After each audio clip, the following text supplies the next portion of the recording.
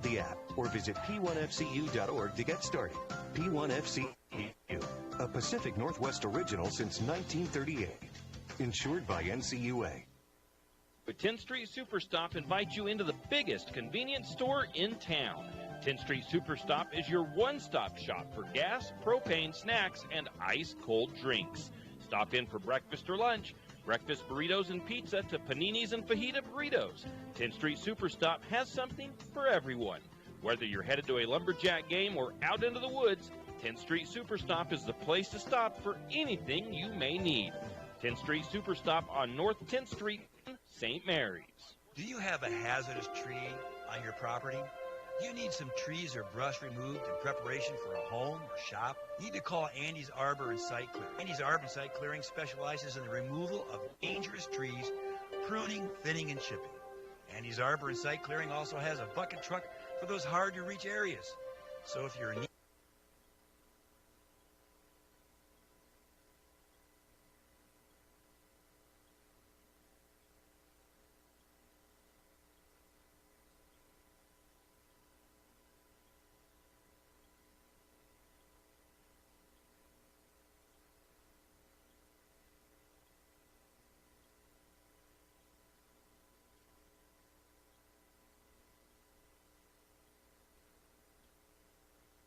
a new sports complex on land next to the high school parking lot. This new sports complex will include a baseball field, softball field, and soccer field.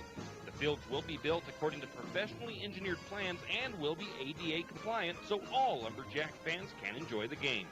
The Booster Club thanks the community for their support throughout the years. With your support, Phase 1 will begin this summer. If you're interested in donating to the new sports complex project, contact Donnie Masterson at 208-568-0288 for details. Let's all come together and get this new complex built for the student body and the community. Archie's IGA is not only a proud supporter of Lumberjack sports, but a proud supporter of the St. Mary's community and shopping locally. When you shop local, you help businesses support other local businesses, as well as helping your local businesses to provide jobs. Did you know that local business taxes help maintain communities and counties by fixing roads and maintaining recreational facilities? Local business owners invest in the community and have a vested interest in the future of our community. So won't you help Archie's IGA by supporting your local businesses and shop local? And let's not forget those lumberjacks. When was the last time you had ate Mexican food? I mean, really great. Has it been a while? Well, grab the kids and head to Casa de Oro for dinner tonight. Casa de Oro has fantastic burritos, tacos, and chimmies, not to mention pita and shrimp dishes. Little Johnny doesn't like Mexican food? Well, work. Casa de Oro also has an American menu as well. Dinner and lunch a la fresca. Great service and margaritas with a kick. Casa de Oro, it's what's happening for dinner tonight. Casa de Oro on Golf Course Drive in St. Mary's. And we are back. Tim Parrish here at Lumberjack Field. Homecoming night as the St. Mary's Lumberjacks get set to take on the Lakeland Hawks. And just want to give a quick little notice out there is that we are trying a little bit of a different connection to the studio tonight, and we're hoping that it works okay from here if it gets used for our connection. So just be aware of that. We'll go ahead and give you the nominees for Homecoming Royalty for tonight, and then at halftime, we will let you know who is winning what position. So the nominees for this year's 2021 Homecoming Court is Hope Asgard, Bethany Anderson, Brittany Barden, Ashlyn Buell, Nicole Kilborn, Shelby Martin, Paige Sanford, Dennis Fuller, Chase Phillips, Corbin Shear, and Kyron Sexton. So that is the nominees for Homecoming for this year.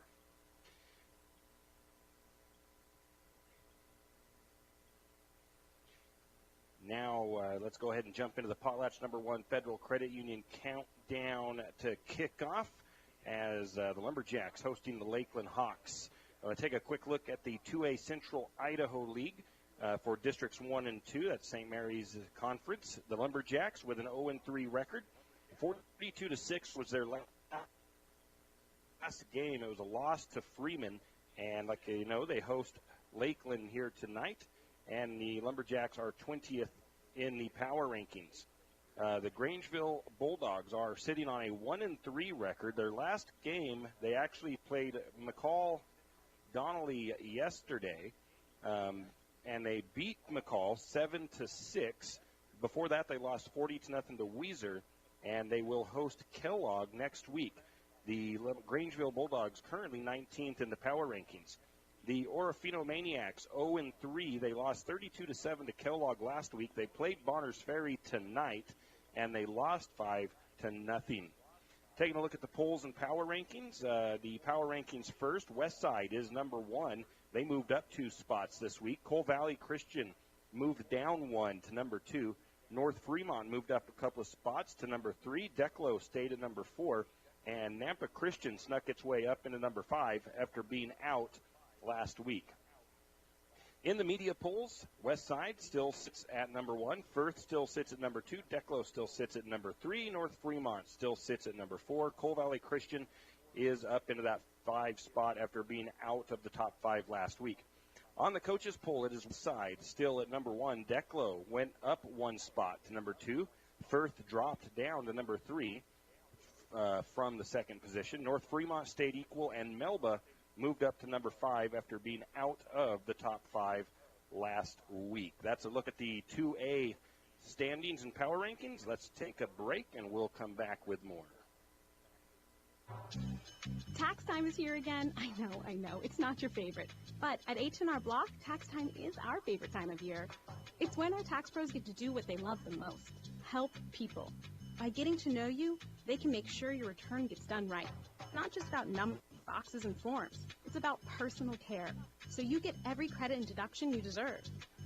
With an average of 10 years experience, our tax pros get your taxes done right. Just one of the many ways Block has your back. It's time to reimagine your off-road experience because Yamaha has reimagined the side-by-side.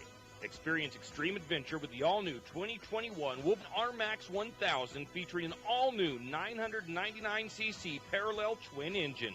Power packed for maximum comfort and versatility, the RMAX 1000 features fully integrated accessories including the Yamaha Adventure Pro navigation system and much more.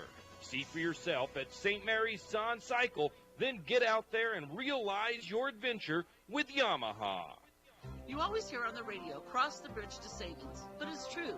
St. Mary's Harvest Foods has what you need when you need it.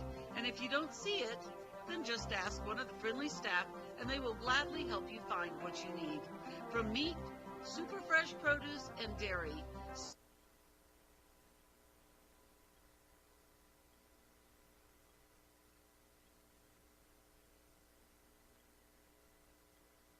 St. Mary's Harvest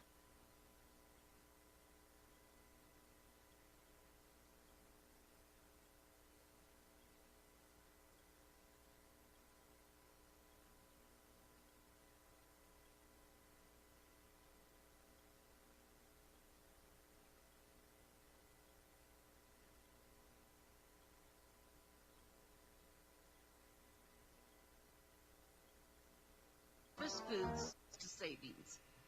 Is your rig engine light on, idling a little rough? Time Northwest can set you up with a great ace. Locations in St. Mary's and Plummer. Jim's Auto and 95 Tires. Give them a call, 208-686-0425, 208-686-0425, or stop by today.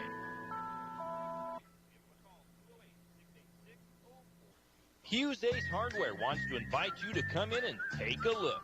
Hughes isn't just about hardware. Whether you need dish soap and sponges to clean up after your husband's guys' night or storage solutions for your wife's shopping addiction, you can find it at Hughes. Come see the difference. Everything you need from a blow dryer to replace the one your toddler dropped in the toilet to a bathroom scale to help your hubby every time. Jack Buell Trucking knows that there are few things as important as wise use of our natural resources. And by utilizing the chips in the manufacturing of lumber, that is exactly what is accomplished. If you look beyond the wood chips, you see an entire community of schools, churches, and businesses, and most importantly, people. Jack Buell Trucking believes in responsible harvesting of our natural resources. After all, when you take a close look, those aren't just chips. They're an entire community. Jack Fuel Trucking. Why should you get all of your prescriptions from your local Good Neighbor Pharmacy? Because over 100,000 patients per year experience complications from drug interactions. At Jack's Pharmacy in St. Mary's, your prescriptions are not only filled, but we double-check such complications. You can trust our knowledgeable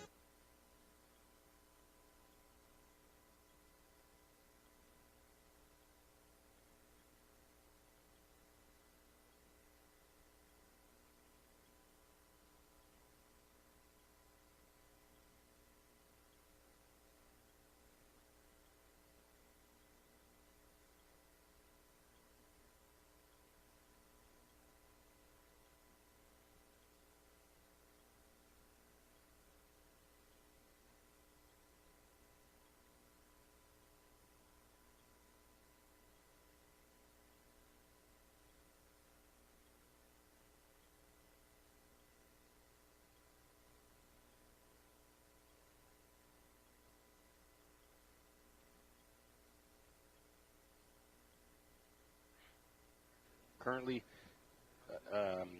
only averaging 10 points per game, 200 yards per game, passing yards 48 per game, and 151 rushing yards per game for the Lumberjacks. 3 yards per completion, 4 yards per carry. The Lumberjacks have had 8 big plays in their first 3 games. That's plays of 20 yards or more. On the turnover side, the offense has fumbled the ball once or lost a fumble once and thrown 8 interceptions. Third down, converted side.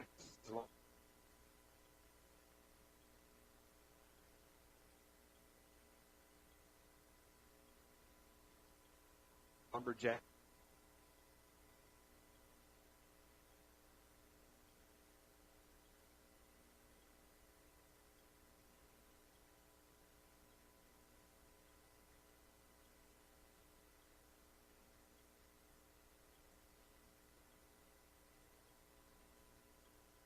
Pen of and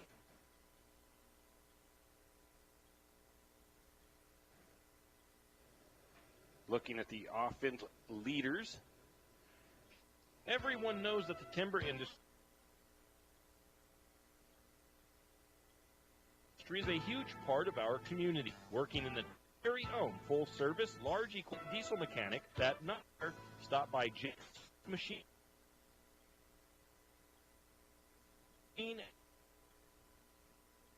and Repair at 106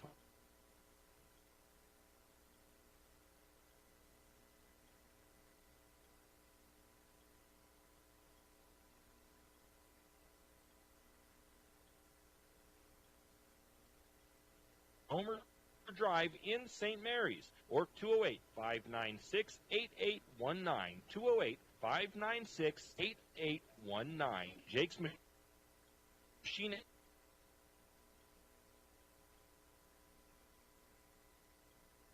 and Repair in St. Mary's.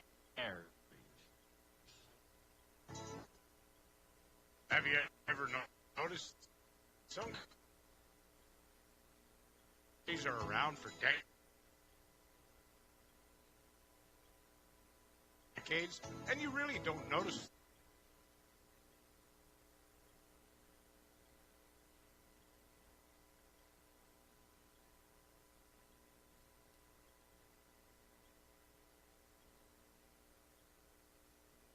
them until you actually see them. Kenneth Kell Trucking is one of these. Kenneth Kell Trucking has been a fixture in St. Mary.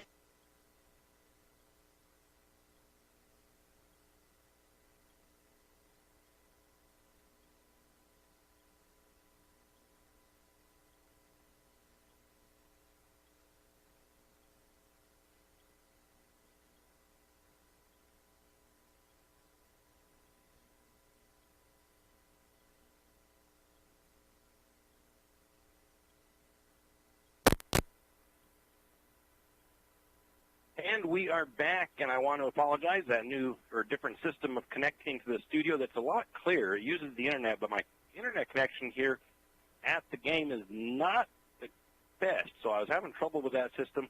So we will continue on right here with our pregame show. We were going over the offense, and we are checking out the offensive leaders as Sean Elliott, a senior, he is the quarterback for St. Mary's, 19 of 62 on the season with 145 passing yards, one touchdown, and 7 interceptions thrown by Sean Elliott.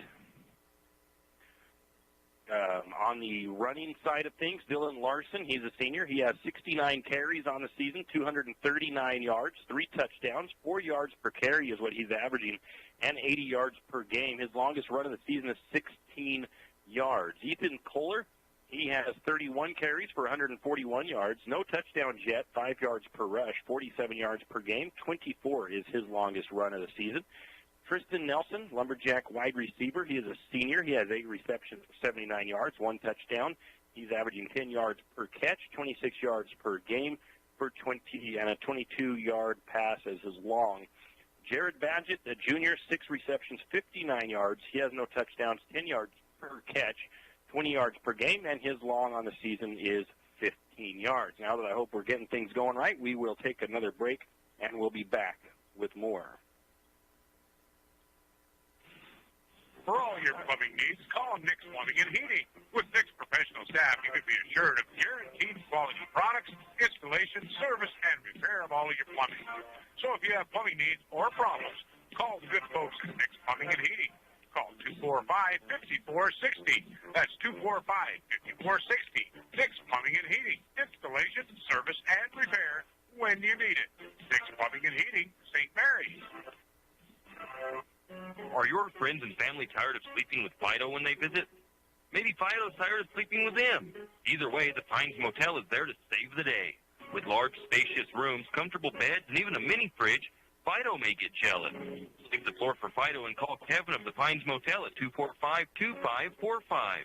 That's the Pines Motel in St. Mary's. I'm sure your friends and family would appreciate it, and so would Fido.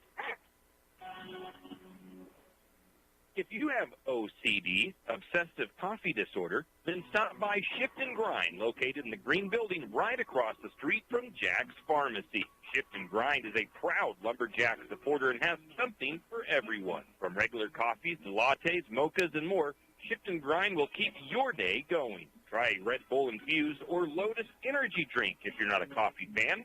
On Lumberjack home game days, wear your Lumberjack colors and get a discount on your favorite drink. Shift and Grind now has indoor seating. Shift and Grind open 5 to 6 Monday through Friday, 6 to 4 on the weekends. Shift and Grind, 132 North 1st Street, right here in St. Mary's. Fall is just around the corner, and it's time to think about getting ready for winter. Kent State Lumber in St. Mary's is just what you need for all your winter prep. Paint your house, patch the roof, or build a storage for all your firewood. Maybe you just need to fix that leaking faucet. Kent Street Lumber has the supplies you need for all your do-it-yourself projects. Stop by Kent Street Lumber today and save on all your home improvement needs. Kent Street Lumber, 1000 Fairwood Avenue in St. Mary's. Yeah, we are back. When last time you had great Tim Parrish here at Lumberjack Field as Lumberjacks get set to take on the Hawks. Looking at the Lumberjack defense, they've been having a rough go of it. It's just like the they're allowing 39 points per game. 24 yards per game to opponents. 204 of those are on the passing side. 120 yards rushing per game. The rush defense has been kind of up and down. They've had some games where they've done a good job of stopping their opponents. They've had a couple of games that troubles. One of those was Lakeside. Lakeside, Washington had one heck of a running team. The down conversions for opponents, not great. It's 37 for 21%. Fourth down conversions is a lot better, 5 of 12 for 42%. Jacks affords 2 fumbles and have 3 interceptions. The Lumberjacks are still -3 in a turnover battle. They've also allowed 21 big plays. That's 20 yards or more. And they've been able to get pressure on the quarterback. They've sacked the opposing quarterback 5 times in the first 3 games. So not a bad number there as well. Defensive leader, Sean Hunter, a junior. He's leading in tackles. He's actually tied with Jared Badgett, a junior. I think Sean Hunter is a junior. I'll have to double-check my roster real quick to make sure. No, he is a senior. When I was putting this together, I couldn't remember, so I threw him down there as a junior. So Sean Hunter is a senior. He has 18 tackles. 9 of those are solo. He also has 9 assists and 3 tackles for loss. Jared Badgett, he is a junior. He has 18 tackles, 13 solo tackles, 5 assists, and 2 tackles for loss. And that's, let's see, Sean Hunter is, I believe, a linebacker for Lumberjack. So you want to see him having those numbers tackling. But you don't want to see your defensive back, Jared Badgett, having 18 tackles on the team as well, because you don't want to see your opponent's offense getting to that level of your defense necessarily. Trace Wicks, he has 17 tackles. He's also a defensive back, I do believe. Let me double check. Yes, he is. He's a junior. He has 11 solo tackles, 6 assists, 1 tackle for loss, and 1 interception. Kyle Seibert, a senior, he's a defensive lineman. He has 15 tackles with 6 solo tackles, 9 assists, 3 sacks for the Lumberjacks, and 6 tackles for loss. He's been a pretty good force down there on that defensive line. Dylan Larson, a senior, 15 tackles, 10 of those are solo, 5 assists, 2 sacks, and 3 tackles for loss. And Trey Gibson, sophomore, he leads in interceptions. He has 2 interceptions on the season, 11 tackles, 9 solo tackles, 2 assists, and 1 tackle for loss. That's a look at the Lumberjacks' defense. Some strengths and weaknesses, kind of already mentioned it. Secondary, sometimes Lumberjacks give up some big plays there. And they've have some chunk plays on them on the run game as well, so they need to clean that up a bit. On the offensive side, their strengths, I think, has been the run game, and I'm part of the huddle program with Lumberjacks football team, so I get to look into the huddle stuff. And Coach Carr has put notes and stuff on the film, and it's really amazing to see St. Mary's doing so well in the run game when they're still learning this new offense, and they're not quite got the blocking schemes down quite yet. So once those the blocking schemes get felt out right in the run game, it's going to be a pretty amazing thing to see these guys open up holes for the Lumberjack running back. And that looks like Wesley Rice, who was an assistant coach the last several years out there, tonight out there kind of helping out, getting Lumberjacks fired up as they're warming up. Offensively, we were just now talking about the passing game, is probably right now a weakness. Lumberjacks only average about 50 or 60 yards per game. Through the air, they've got the receivers. They've got a pretty good quarterback. He's got a good arm, and he's pretty accurate. The main thing he's got to learn to do a little bit better is to serve the field a little bit better. He kind of throws to the first guy he sees, and there's been some missed opportunities on some open routes. And then Lumberjack receivers have got to hold on to the ball. In the first game of the season, they did have some troubles with holding on to the ball. And they've gotten a little bit better in the last several games, but they still need to work on some stuff. So that's some of the strengths and weaknesses of the Lumberjacks to this point of the season. Let's take a break, and we'll be back with more. RTIJ is not only a proud supporter of Lumberjack sports, but a proud supporter of the St. Mary's community and shopping locally. When you shop local, you help businesses support other local businesses, as well as helping your local businesses to provide jobs. Did you know that local business taxes help maintain communities and counties by fixing roads and maintaining recreational facilities? Local business owners invest in the community and have invested interest in the future of our communities. So won't you help RTIJ by supporting your local businesses and shopping locally? Oh, yeah, and let's not forget those Lumberjacks. And you had great Mexican food. I mean, it was great. Well, grab the kids and head to Casa de Oro for dinner tonight. Casa de Oro has fantastic burritos, tacos, and chili. Not to mention shrimp dishes. Little Johnny doesn't like Mexican food? Well, don't worry. Casa de Oro also has American menu as well. Dinner and lunch a la fresca. Great service and margaritas with a kick. Casa de Oro, it's what's happening for dinner tonight. Casa de Oro on Golf Course Drive in St. Mary's. Tax time is here again. I know. It's not your favorite. But at H&R Block, tax time is our favorite time of year. It's when the tax pros get to do what they love the most, help people. And by getting to know you, they can make sure your return is done right. It's not just about numbers, boxes, and forms. It's about personal care. So you get every credit and deduction you deserve. And with an average of 10 years experience, our tax pros get your taxes done right. Just one of the many ways Block has your back. It's time to reimagine your off-road experience because Yamaha has reimagined the side-by-side. Experience extreme adventure with the all-new 2021 Wolverine R-Max 1000 featuring all-new 999cc parallel twin engine. Power packed for maximum comfort and versatility. Our Max 1000 features fully integrated accessories, including the Yamaha Adventure Pro navigation system and much more. See for yourself at St. Mary's on Cycle, then get out there and realize your adventure with Yamaha. You always hear on the radio, cross the bridge to safety. But it's true. St. Mary's Harvest Foods has what you need when you need it.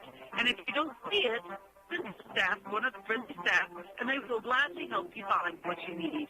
From meat, super fresh produce, and dairy, St. Mary's Harvest Foods will save you big on the things you need the most. No time to cook tonight? Then check out the hot deli for something quick for dinner. St. Mary's Harvest Foods, where you truly can cross the bridge.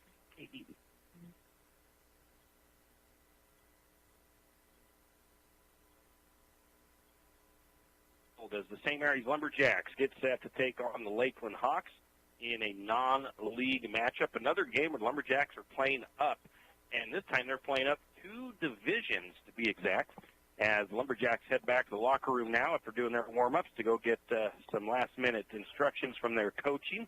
The Lakeland Hawks finishing up their warm-ups as well. Once again, a gorgeous night here in St. Mary's. There was a slight breeze earlier. It has gone away. There's been a couple of rain showers, and that has stopped right now. Some cloud cover, about 60 degrees, maybe a little bit warmer than that. A perfect night for Friday Night Lights. And if you can make it out, be sure to come on out to Lumberjack Field and cheer on the Lumberjacks tonight for homecoming. And if you can't make it out, just stay tuned in right here on KOFE 1240.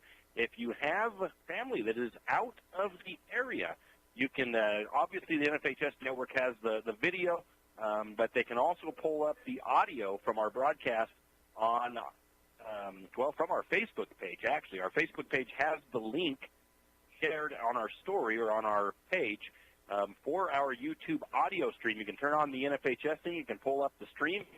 Maybe they'll sync up fairly closely, and you can get the audio right there with it.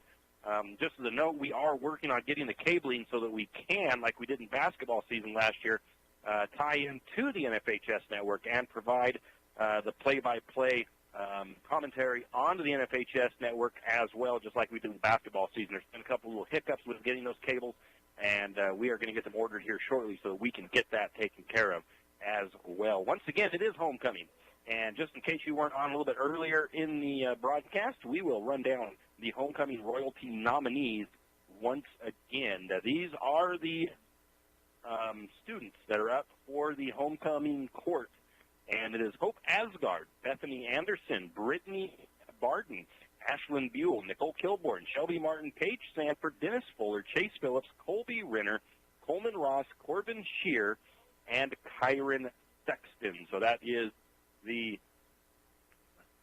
homecoming nominees for this year's homecoming here in St. Mary's. Let's take a look at the Lakeland Hawks. Like I said, they're the 4A Intermountain League, Inland Empire League, not the Intermountain League, Inland Empire League. They're coached by Tim Kiefer, and I think it said his was his 18th season at the helm of the Hawks. And Coach Teft for the Lumberjacks has been coaching the St. Mary's for 11 years, so about 7 years difference there. But that's a long time to be coaching a team, so he really knows his program over there in Lakeland. Right now, they are 2-2 on the season. They are 7th in the 4A power rankings on idahosports.com. They finished last year with a 3-5 record. They do have a couple of state titles, but they were back-to-back titles in 1988 and 1989. As far as I could find out, this is the first time that the Lumberjacks have played the Lakeland Hawks. I could not find anything where we had played them in at least the last 13 years on Idaho Sports in their schedules and records. The Hawks, they have losses to Preston 7-6, which I think that one was a team out of Montana, possibly. They also lost to Lake City 14-3. They did beat Columbia 39-14, and they beat West Valley High School out of Washington 42-13. The Hawks are the fourth team that St. Mary's will face that runs a spread-type offense. They call it the power spread, and that is where they line up 3 to 4 wide receivers. They have usually just one running back in the backfield, and they make your defense spread out, and they move the ball around pretty well in that formation. They have a pretty athletic quarterback in it's number 2, Devin Suko. He is a senior, and he's not a bad athlete. He will throw the ball, and he will run the ball. They even have some design sweeps and stuff that I've seen on film for him. They like to run a pretty balanced offense. From what I did see on film, they will run the ball, and they will throw the ball. They do have just one running back that sees pretty much all of the touches, and that is number 22. That is Jack Cornish. He's a junior running back, and he is the one that will pretty much see all the running plays except for when the quarterback takes the ball, unless they change some things up here to try to throw the Lumberjacks off, of course. And like I said, the quarterback has some designed runs for him. Tonight, Lumberjack defense is going to have their hands full once again as the spread offenses. Every team they've played so far this year has ran a spread offense and have had a physical team, and they've been very good teams. They're probably all going to finish in the top of their leagues, at least near the top in their respective leagues over in Washington and in the Kellogg Wildcats. So some really good teams that St. Mary's has played this year. Defensively, the Hawks run a 3-4 scheme, and according to what I read in their Idaho Sports preview, they like to bring the blitz. They want to be aggressive on defense. They will take calculated risks on defense in the hopes of creating turnovers. The Hawks do have some good team speed. One thing they do lack, which they have some few sizable players, but they don't have weights and heights on their roster.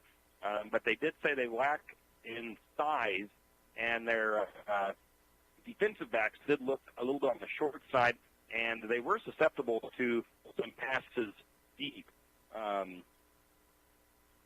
So let's hope the Lumberjacks can maybe take advantage of that.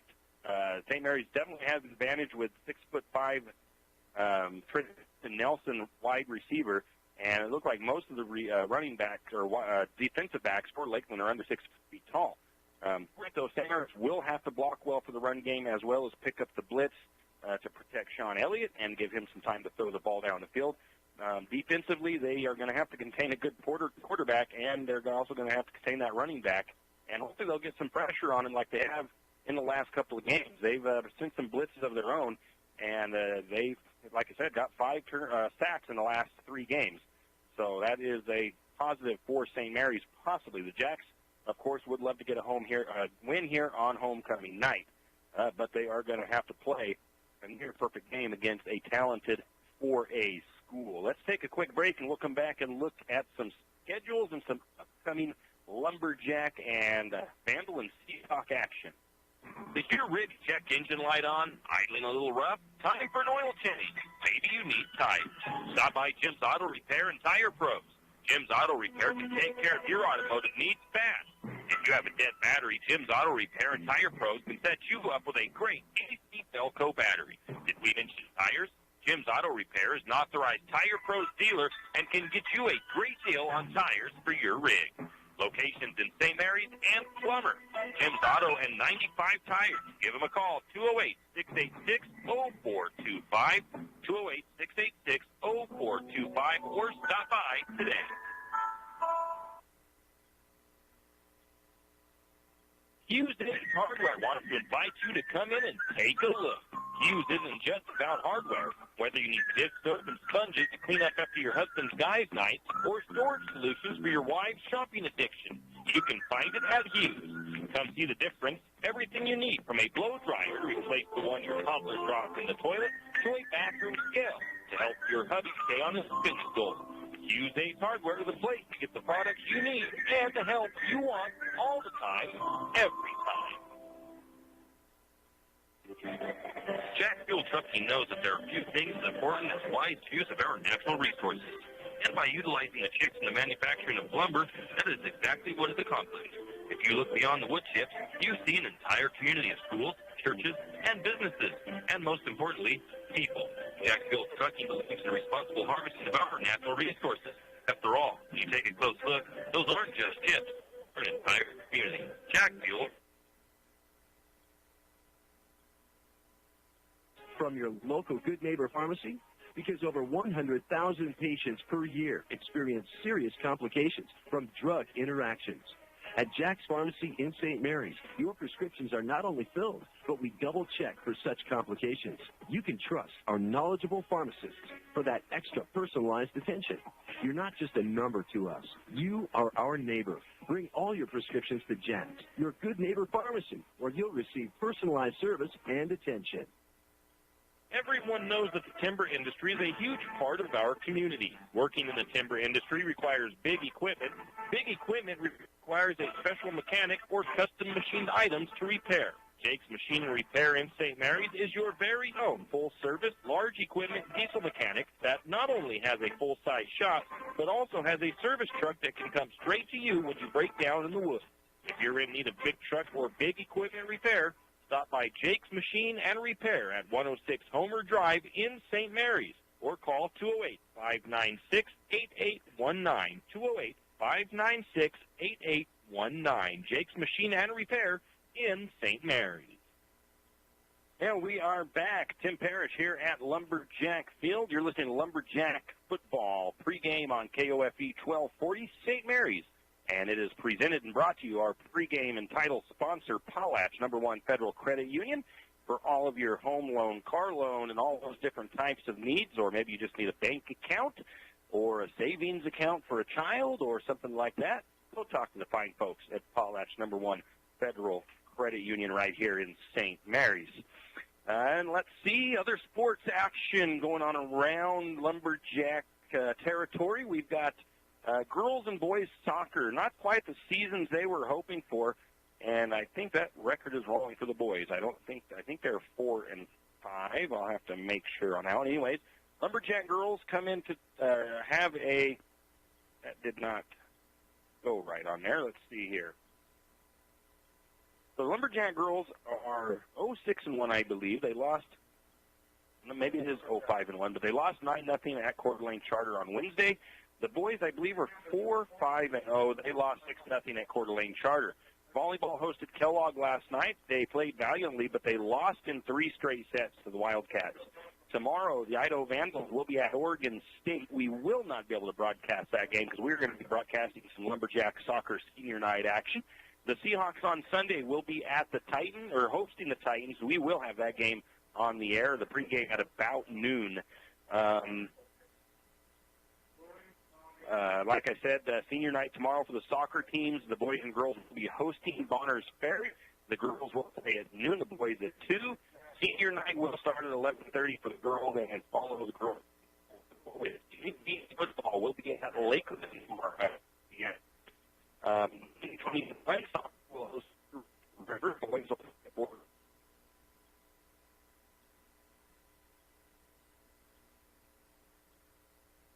On the 21st as well, volleyball will be at Priest River, JV 5:30, varsity at 7.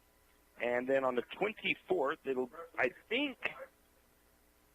on the 24th, varsity football will be at Timberlake at 7 o'clock. And I believe the JV will host on Thursday. I've not seen that schedule yet. And then on the 25th, volleyball will be at the Linda Sheridan Classic. So that's some upcoming events for the Lumberjacks. Let's take another break, and this will be a quicker break. We'll be back with some upcoming events in the St. Mary's community. Have you ever noticed that some companies are around for decades, and you really don't notice them until you actually see them? Kenneth Bechtel Trucking is one of these. Kenneth Bechtel Trucking has been a fixture in St. Mary's for decades and still is a community-involved business. Take the time to thank these entrepreneurs that quietly make it on their own and make our community all the better for it. Kenneth Bechtel Trucking. Give them a call today at 245-7209. Kenneth Bechtel Trucking, a community stable and lumberjack supporter. Good luck, Jacks. Afraid to touch that breaker box? Need some rewiring done? Call the professionals at M&S Electric. With nearly 40 years experience, there's no job too big or too small. From industrial and commercial to residential and service work, M&S Electric isn't afraid. Serving Benoit, Shoshone, Kootenai, and Latah counties, M&S Electric has you covered. Overhead work, M&S can do that too with their bucket truck. M&S Electric, 408 Main Avenue, St. Mary's. Give them a call, 208-245-3890. No job too big, no job too small.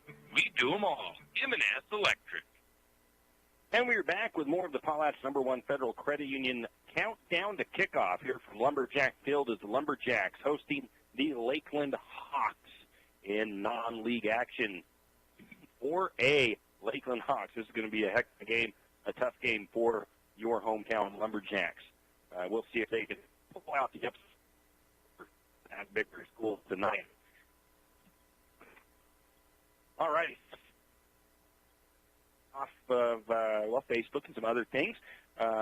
First off, the Hope's Haven Animal Shelter gave us a call today, and they want to let everybody know that they're going to be having a bake sale once a month, and the first one is going to be on the 20th, which is Monday, and it will be at Harvest Foods in St. Mary's. It'll be from 10 to, well, they said 10 to 2, so 10 to 1 or 2, and it kind of depends on how much they have and how much or how fast they sell it out. So if you want to help out Hope's Haven, the animal shelter, get over there on Monday and buy it out quick so they don't have to sit out there too long to sell their baked goods.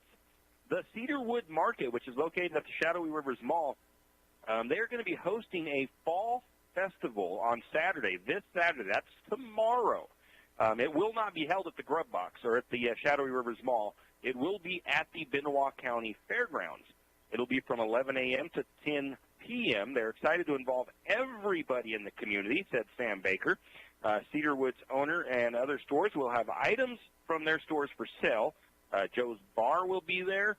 I just seen something from the Grapple. I don't know if they will actually be there. They're also going to have other vendors as well. The event will also feature a washerboard tournament at 2 p.m. That registration is open now, and it'll end an hour before the event. The cost for that is $10 per team of 2. So this is something they're excited to bring in new to the community, said Tia Asbury, and they're hoping to make this a yearly thing, of course. For more information or to sign up as a vendor or a washerboard team, you can contact Cedarwood Market at 208-582-1761 or find them on their Facebook page. So 208-582-1761 or on their Facebook page. The St. Paul's Lutheran Church and the Second Harvest Mobile Food Distribution Team is going to be in town next Friday, September the 24th, and it'll be at the Cormana Building. They'll be there at 11 a.m. And so here is some directions. It is a one-way enter. You enter from 15th Street. I believe that's over between Banner Bank or over by Banner Bank. It's the back way into the St. Mary's City Park. There will be signs and there will be helpers there to guide you. So if you need to park in the Second Harvest Mobile Food Distribution next Friday, September the 24th at the Cormana Building, and once again at 11 a.m. And you enter from the back side of the park, which I believe is 15th Street. There will be signs to guide you, and they will be sure to get you back there and get you loaded up on goodies and get you out of the way so that they can get all the people through there. Last time they did it at the Cormana Building, it was their first time doing it. They had cars lined all the way back to Archie's IGA, and it was quite the interesting thing. Lumberjacks doing their Bull in the Ring.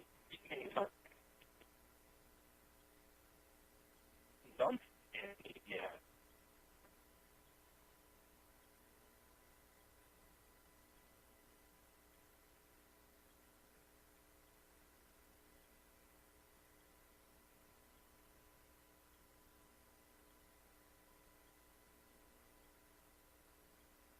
So hopefully we can get that national anthem on the air for everybody and get that out as well. So let's go ahead and take a break. For all your plumbing needs, call Nick's Plumbing and Heating. With Nick's professional staff, you can be assured of guaranteed quality products, installation, service, and repair of all of your plumbing. So if you have plumbing needs or problems, call the good folks at Nick's Plumbing and Heating. Call 245-5460. That's 245-5460. Nick's Plumbing and Heating. Installation, service, and repair when you need it. Nick's Plumbing and Heating, St. Mary's. Are your friends and family tired of sleeping with Fido when they visit? Maybe Fido's tired of sleeping with them. Either way, the Pines Motel is there to save the day. With large, spacious rooms, comfortable beds, and even a mini fridge, Fido may get jealous. Save the floor for Fido and call Kevin of the Pines Motel at 245-2545. That's the Pines Motel in St. Mary's. I'm sure your friends and family would appreciate it, and so would Fido. If you have OCD, obsessive coffee disorder, then stop by Shift and Grind, located in the green building right across the street from Jack's Pharmacy. Shift and Grind is a proud Lumberjack supporter and has something for everyone. From regular coffees to lattes, mochas, and more, Shift and Grind will keep your day going. Try a Red Bull Infused or Lotus Energy drink if you're not a coffee fan. On Lumberjack home game days, wear your Lumberjack colors and get a discount on your favorite drink. Shift and Grind now has indoor seating. Shift and Grind open 5 to 6 Monday through Friday, 6 to 4 on the weekends. Shift and Grind, 132 North 1st Street, right here in St. Mary's. Fall is just around the corner, and it's time to think about getting ready for winter. 10th Street Lumber in St. Mary's is just what you need for all your winter prep. Paint your house, patch the roof, or build a storage for all your firewood. Maybe you just need to fix that leaky faucet. 10th Street Lumber has the supplies you need for all your do-it-yourself projects. Stop by 10th Street Lumber today and save on all your home improvement needs. 10th Street Lumber, 1000 Railroad Avenue in St. Mary's. And we are back, and I say this in all joking, but man, the level of disrespect of these Lakeland Hawks as they come out charging across the Lumberjacks field with a huge Lakeland Hawks flag. They've also got a huge hammer, and they run all the way across the field down to the east end zone, and then they come back to their sideline. And I was just saying that in jokingly. It's pretty cool, pretty funny, actually, that they would do that at somebody else's home field. It's actually pretty cool. In any case, they are all lining up and getting ready for the national anthem. And the presenting of colors, I'm sure, by the Lloyd G. McCarter Post 25 American Legion. And then all of our open ceremonies will start happening. Well, this is part of the opening ceremonies.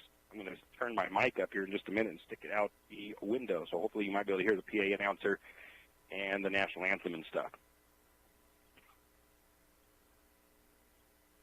Lumberjacks and Lakeland Hawks here ready for action. What a big squad those Hawks have. Holy moly, their roster is absolutely huge. They did combine their JV and varsity rosters on their one roster, but I'm sure they might have a couple of JV kids out there, but they got a big program. Of course, like I said, it's a 4A school, so they're twice the size of St. Mary's, so they've got a lot more players out there.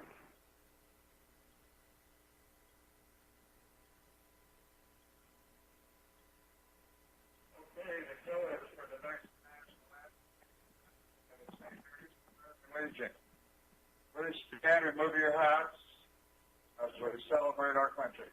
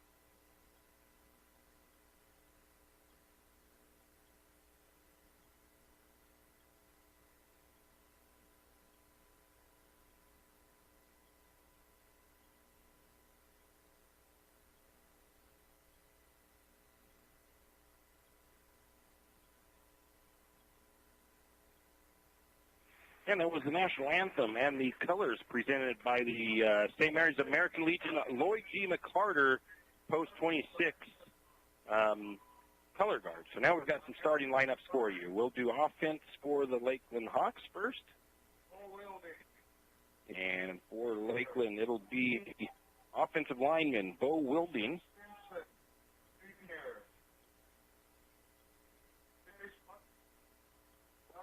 Chase Burkham, Jr. Jack Board, Sr. Wide receiver, the senior, Alden Waddington. Wide receiver, it'll be Alden Waddington. Running back, Jack Cornish, a junior. Wide receiver, Jackson Lutz, a senior.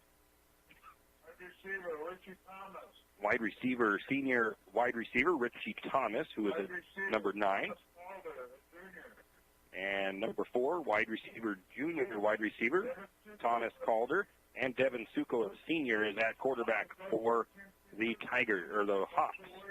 Starting lineup for your Lumberjacks on defense. We'll go with Jared Badgett. He is 5'10", number 2, and a defensive back. Number 4, Tristan Nelson, a defensive back. We've got number 6, Trey Swicks, a defensive back. Number 18, Dylan Larson, linebacker. Number 23, Trey Gibson, linebacker.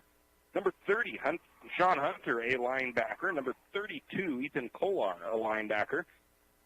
Defensive line, number 57, Kyle Seibert. Number 77, defensive line, Adam Rouse. Number 84, Damian Vanderob, a defensive back. And number 99, Tristan Hill, a defensive lineman.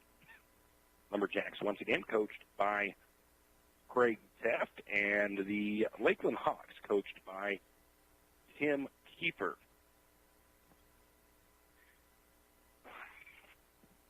Now we'll get the captains to go to midfield, and it will be Devin Suko. It'll be Blake Hatcher. It'll be Lucas Williams, and it will be Skylar Hoover for the Hawks. For the Lumberjacks, Sean Elliott, Colby Renner, Adam Rouse, and it looks like it's number 60, Gavin Milliken, out there for the Lumberjacks, as they will take care of the coin toss. Go over some ground rules here. The visiting Hawks in white with yellow helmets. Lumberjacks in their green and Vegas gold with black pants.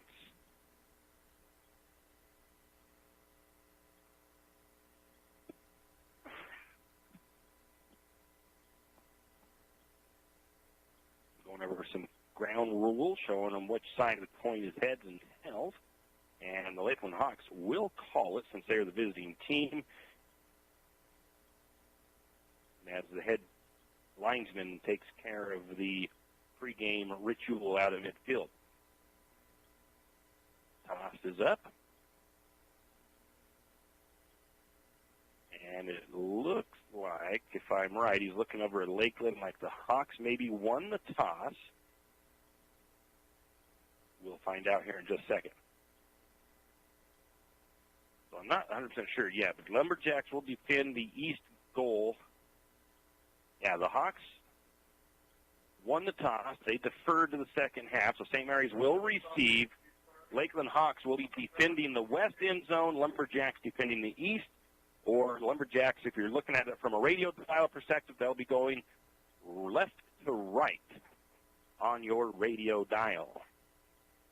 So we're just about ready here. Both teams now huddling up with their offenses or their defensives and getting their coach ready and getting everything figured out. I think the kicker, if my research is right, will be Owen Forsman, number 5, but we'll make for sure when we get things going here.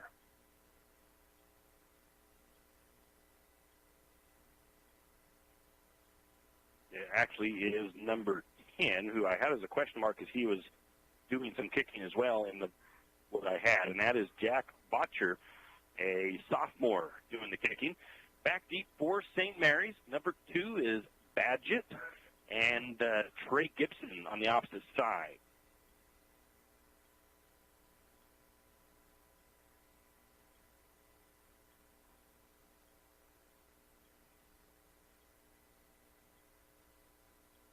And the kickoff is on the way. Low line drive. Nice kick. It's going to roll to Badgett at the 10. Badgett takes it to the far side of the field, cuts the edge, and he's going to get it up to around the 20. And that's where St. Mary's will start. 1st and 10. Looks like it's going to be marked just maybe at the 21-yard line. I'm going to call it right at the 20. So Lumberjacks will start 1st and 10 at their own 20-yard line. So Lumberjacks come out. Sean Elliott, quarterback. He's got Larson lined up behind him. One receiver top of the formation, one to the bottom. Nelson up to the top. I believe Badgett near side. They're going to hand it off to Larson, and Larson's going to power forward for a couple of yards for the Lumberjacks.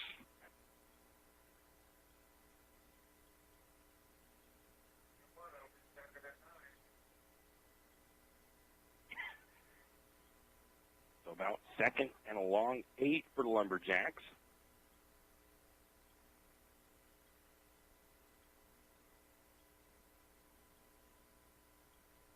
Same formation. Actually, one of the wide receivers, though, is tucked in close to the line on the upside. It's going to be a handoff again to Larson, and this time Larson loses the yards he gained to begin with.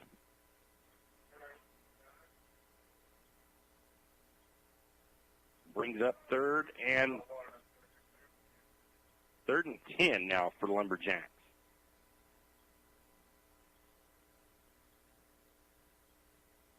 Lumberjacks come out with Tristan Nelson up at the top of the formation. We've got Badgett down here to the near side, and there's another receiver, I think Vanderrob, in the slot. Pistol formation, going to be a quick throw out into the flat to Wicks. Wicks almost thought he was going to have some room down the sideline. He's going to have a short pickup, and then he's brought down. So the Lumberjacks will go 3 and out. Pickup of about 5 yards. It'll be 4th down and 5, and Lumberjacks will probably, more than likely, this deep in their own side of the field, send out Jared Badgett to punt this away. Back deep for the Hawks is Thomas Calder. He's waiting just about the 47-yard line of their own side of the field, and it's a nice deep kick by Badgett. It goes over the head of Calder all the way back to the 25. Lumberjacks going to try to get in there. You get some blocks, a little bit of open room down the sideline. It's going to be finally brought down by Sean Hunter. But not after a huge return by Calder. And he's going to bring it all the way to the Lumberjack 35. Before finally being brought down by Sean Hunter. 9:53 to go in the first, no score. Lakeland with their first possession. One receiver to the near side, 3 to the top of the formation. Suko has a running back lined up behind him. That's Cornish. In the shotgun, Cornish goes in motion. It's going to be, he loses the ball. It's still on the ground. Can St. Mary's get on it? I do not know. Larson is there, but they say that Cornish does get back on that ball. Or Suko gets back.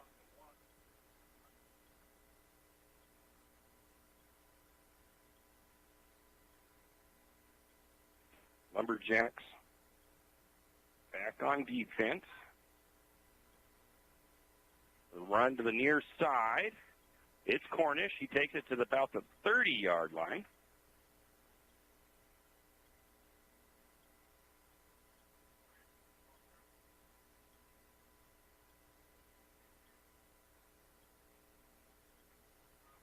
To the 29-yard line, gain of 7 yards.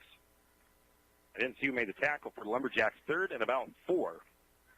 3 receivers top of the formation, 1 to the near side. Suko to throw. Man is open, makes a catch.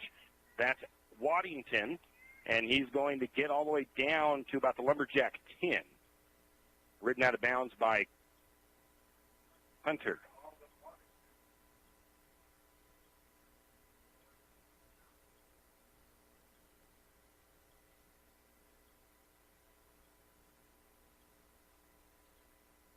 directly back to the line of scrimmage is the Hawks. They got 3 to the near side, 1 to the far side, handoff this time, and that's a different running back than they usually run. That was number 30.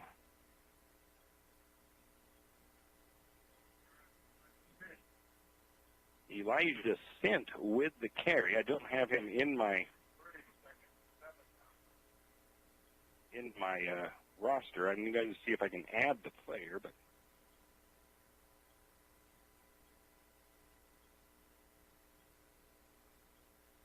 picks up about 3 yards. Another run by the Wildcats, and it's going to be Thomas Calder that takes it to the end zone. So the Hawks score first here with their first possession of the game. As Calder Thomas scores, and already they've shown a little bit different than what we've seen on film as they've ran the ball with a couple of different guys.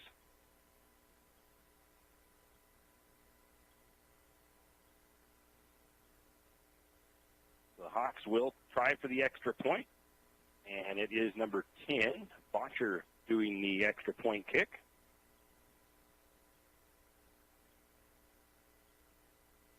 Kick is up, and it is good by Botcher. So the score, 7-0, 8:21 to go in the first quarter. The Lakeland Hawks are up right now on St. Mary's. We'll be back.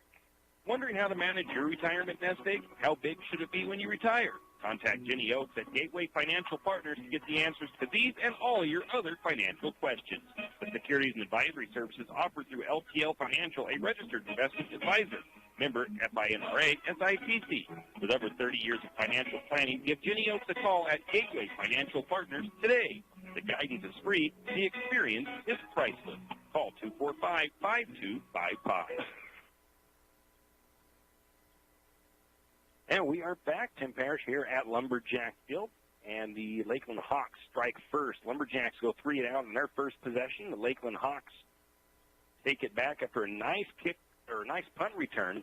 In the short field after that punt return, they were able to get it in after about 3-4 plays and punched it into the end zone. 7-0 as the Hawks get set to kick off after their touchdown. Jack Botcher to kick it off. Badgett and Gibson back to receive. Nice line drive kick, going to be picked up inside the 10 by Badgett. Badgett cuts upfield, finds a little lane, then he's going to be hammered at about the 20-yard line. I think he was trying to plant his foot and cut, and he kind of slipped a little bit there. Gets the ball up to the Lumberjack 20, I believe.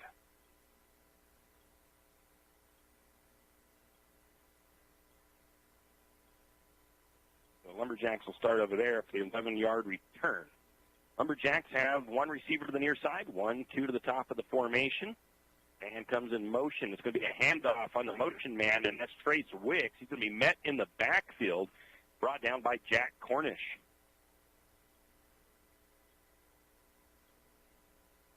So the sweep play did not fool anybody, and Lumberjacks lose 5 yards on that run.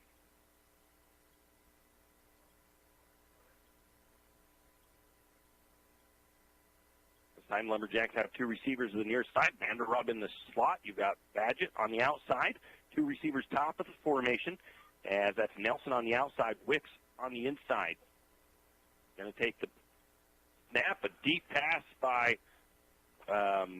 Elliott. And great defense over there by the Hawks. As it was number 27, Cody Morse, going up with Nelson, and he couldn't quite get the pass completed.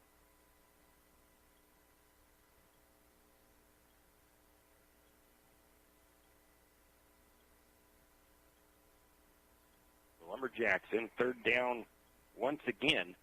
3rd and long. They've got 1 receiver top of the formation, 1 to the near side. Elliott surveys the defense. Some pressure coming from the Hawks up the middle, it looks like. Going to take the snap, rolls to the far side, looking. He's going to throw for Nelson. Nelson makes the catch, just short, though, of the first down marker. Gets it to about the 30 or the 28 or 29.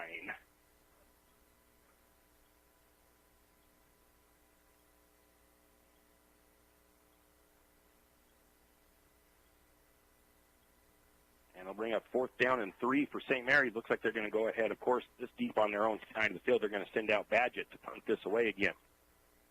Once again, it's Calder back deep. He's a little bit deeper than he was the first time. Badgett takes the snap, gets it away. It's a high punt this time. Later, away from it, takes a nice lumberjack bounce and roll, and that's going to make it all the way down to about the 39-yard line of Lakeland with no return.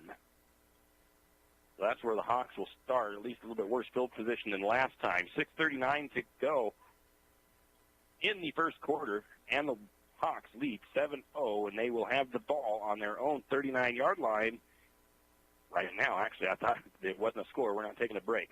Lumberjack defense already out there, ready to give it another shot in slowing down this Hawks team. The Hawks down around their coach getting the play in. And the Hawks come out with, let's see here, 2 receivers to the bottom of the formation, 2 to the top of the formation. Suko in the shotgun, Cornish lined up behind him. Snap. Quick little throw out into the flat on a little smoke screen type play to Waddington, and he's going to get some blockers, and finally ran out of bounds by Wicks, and Waddington get into a little bit of a skirmish there on the sideline afterwards. Don't want to have any cheek penalties, as that's the first down for the Hawks down to the Lumberjack 49-yard line.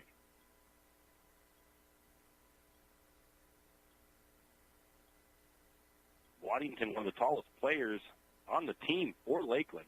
1st and 10 for the Hawks. 1 receiver near side, 2 to the top of the formation. Suko in the pistol, takes the snap, takes the handoff. He's looking. He shakes off Kohler. Now he's going to be chased out of the pocket. He finds an open room, and he's going to be taken out of bounds by Wicks once again. But Suko on the scramble picks up a nice chunk of yardage for the Hawks. Another first down for Lakeland to the 32 of St. Mary's.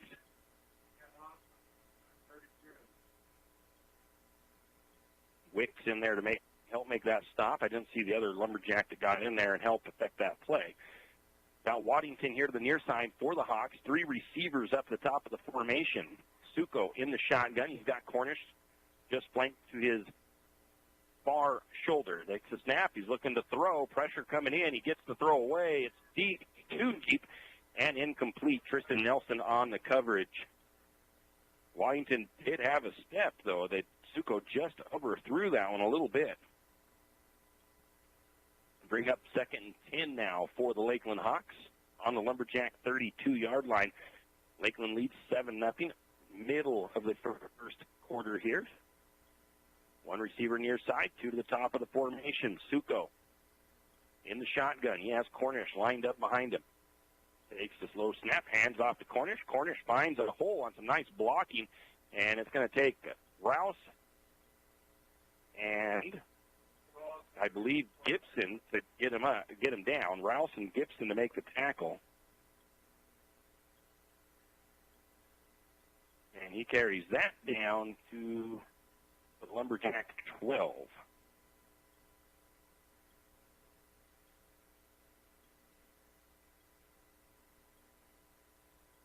Hawks back into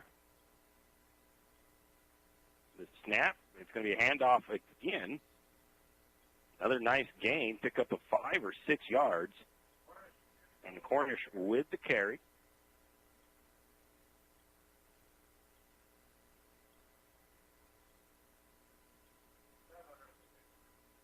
Looks like a gain of 7 yards. 2nd down, 3 to go. There's a whole host of Lumberjacks on that tackle. The ball on the 5, the snap, and they're going to hand it off to Cornish again. He finds some running room around the edge almost, but Badgett is going to actually tackle him. And there is a flag thrown. I don't know if that's against St. Mary's or not.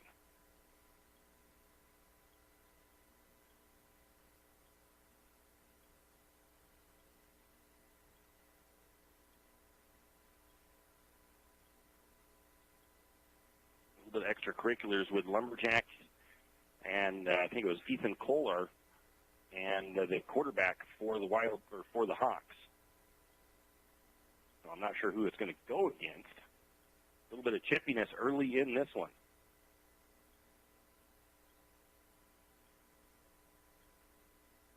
of offsetting penalties. Personal fouls on both teams. They will offset. So it really makes no difference. Still 2nd and 3. Actually, the first down and goal, it looks like.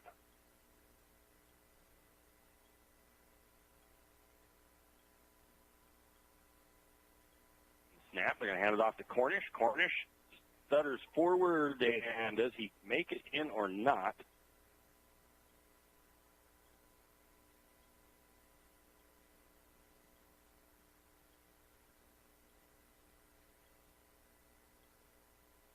I think they say no. Took it down to about the 1 yard line. Lakeland has one receiver, 2 receivers top of the formation. Suko takes a snap, hands off to Cornish, and Cornish finds an opening on the right side and runs it in for the Lakeland Hawks, and they score their 2nd touchdown of the game with 3:57 to go in the first quarter of play here in St. Mary's.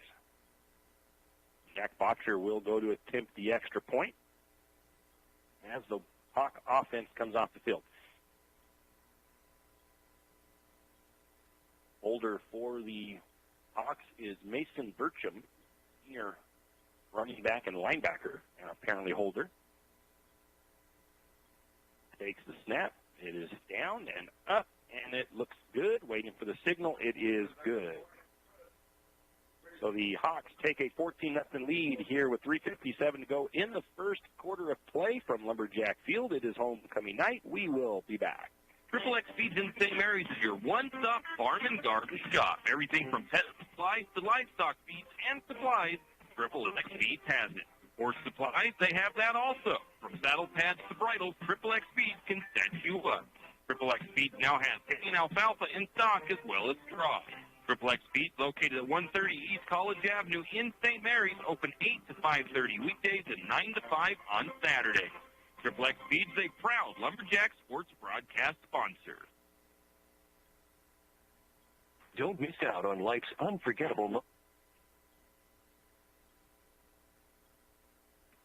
And we are back. I thought I was going to have time for that next sponsor, but they Hawks ran out there and ready to get this thing kicked off. So it is Botcher kicking after the Lakeland Hawk touchdown, and it is Badgett and Gibson back to return. Botcher lines up the Hawks at the 35. The ball sits at the 40. It is low line drive. Badgett builds it just at about the 11. Looking for room to run here to the near side this time. And he gets just about to the 30 before being taken down by a host of Hawks. Oh, actually, they did a little bit of a reverse there. It was a reverse. I didn't catch that part of it. And Gibson's going to bring it up to about the 28. We'll call it 27.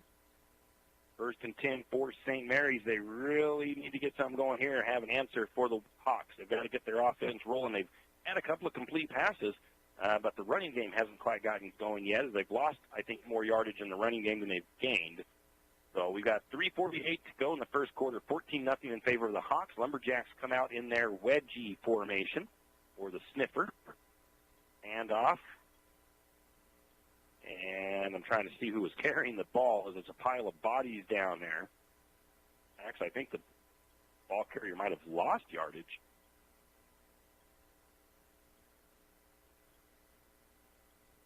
I do not know who carried the ball. I hate to give it to somebody and give them a negative yardage, but it was 2-yard loss. And I've got to credit to somebody. I just went with Larson's. I don't know who carried that. Lumberjacks come back out in the sniffer. They lost yardage the first time in it. Let's see what they do this time. And this time it looked like it was a quarterback keeper. I'm not sure. And it was, as Sean Elliott does pick up a few yards as he keeps it himself.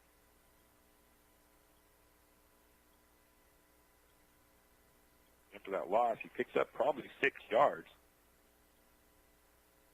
They're down at about 5. They're down 6 for the Lumberjacks now.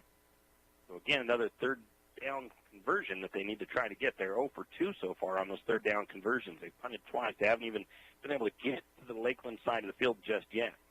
And it looks like they're back into that formation. Everybody in tight. Going to take the snap. It's going to be a pitch out to Kohler, and Kohler's spilled in the backfield, and that'll be 4th down. So I was almost expecting St. Mary's to come out and maybe pull out one of their passes they have out of that formation, but they didn't. They still tried to catch Lakeland off guard with a little bit of a sweep action, and Lakeland into the backfield able to make the tackle. Lost 30 yards on that, so Lumberjacks will punt once again, 3 and out. Jared Badgett to punt, and it is number 4, Calder, to return it. A low line drive kick. He tells everybody to get away from it. It's going to take a good Lumberjack bounce to the sideline, and it's going to go out of bounds at about the 33 of Lakeland. And some more chippiness. At this time it was between Dylan Holder and one of the Lakeland Hawk players away from the ball as they're kind of in each other's face.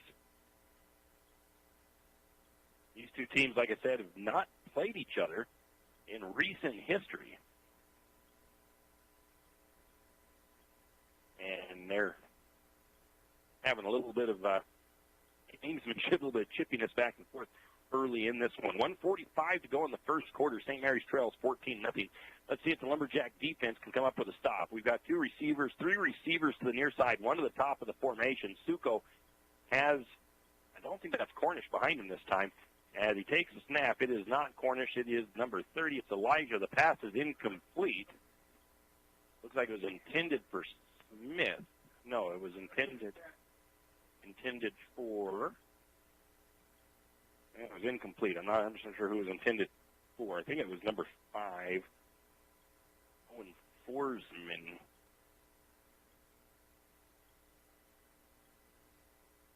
Back into the same formation this time, 4 wide receivers, 2 to each side.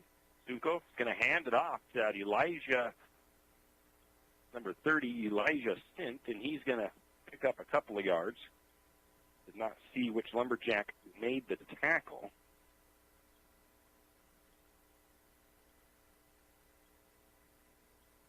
Picks up about 3. So 3rd and long for the Lakeland Hawks. Let's see if St. Mary's can get them into a 4th down here. 2 receivers to the near side, 1 to the top of the formation. Suko has Elijah behind him. Going to take it, rolls to the near side, going to throw it, incomplete. Intended for number 4, Calder. He was open in the flat. Suko underthrew him. And that'll bring up 4th down.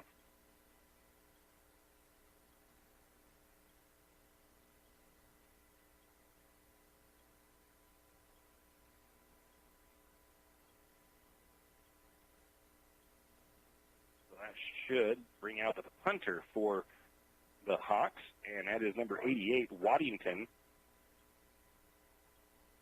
Back to receive it for St. Mary's. I think it's Trey Gibson. Waddington, he had some pretty good punts on film. Let's see what he does here. Lumberjacks try to put a rush on. Can't quite get there. Nice deep punt. Going to be fielded. No, dropped by, it's muffed by Gibson. Lumberjacks had what they wanted, the defensive stop, and Gibson, that ball hit the turf, and he couldn't get back to it. The ball now at the 29-yard line.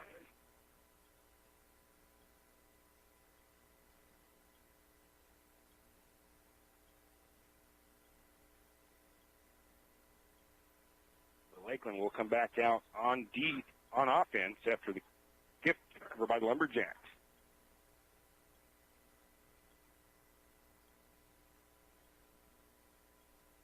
.47 seconds left in the first quarter.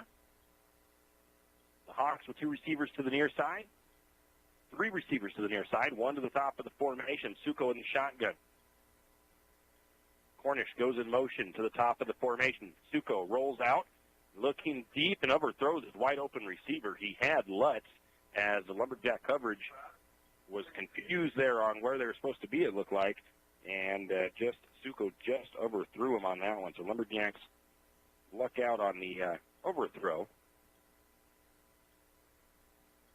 with 42 seconds left in the first quarter. Lakeland leads 14-0. Two receivers to the near side, one to the top of the formation, a tight end in this time. He's now in motion. Goes to the top of the formation. Suko in the shotgun. Lumberjack defense shifts. Now another motion. It is Calder, and they're going to hand it off to Calder. He cuts back, but he's not going to be able to find anything. There is a late flag that comes in, another flag from the other side. And now we've got to see what the flags are. After a short gain.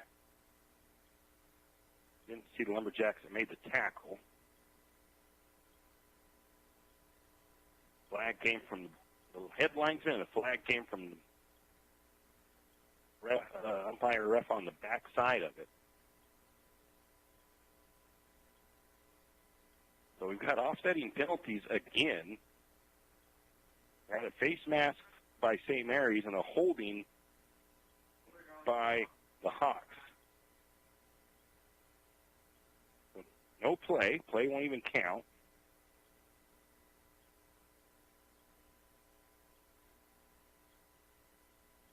And they'll just repeat the second down. 2nd and 10. Three receivers bunched formation here to the near side. One to the top. They're going to throw. Looks like a screen play. Breaking out of the blocks was Holder. He got there to slow down the receiver, and then coming in to clean it up is Rouse. And a loss on the completion to Cornish. No, Calder.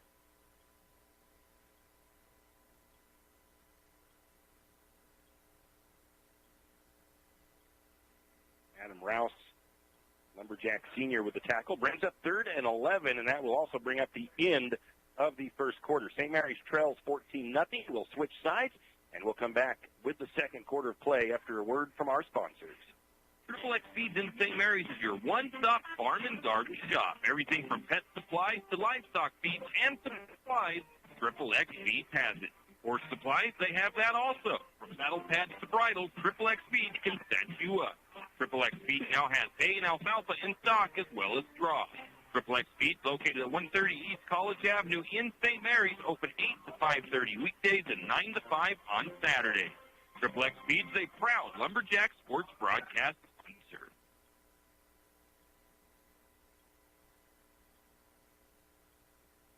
And we are back as they get set for the second quarter. Not a great first quarter for the Lumberjacks. Let me see. I don't know if I can find to look at the stats here. I'm not seeing. There we go. So 3rd and 11 for Lakeland on the St. Mary's side of the field. So they're probably in 4-down territory.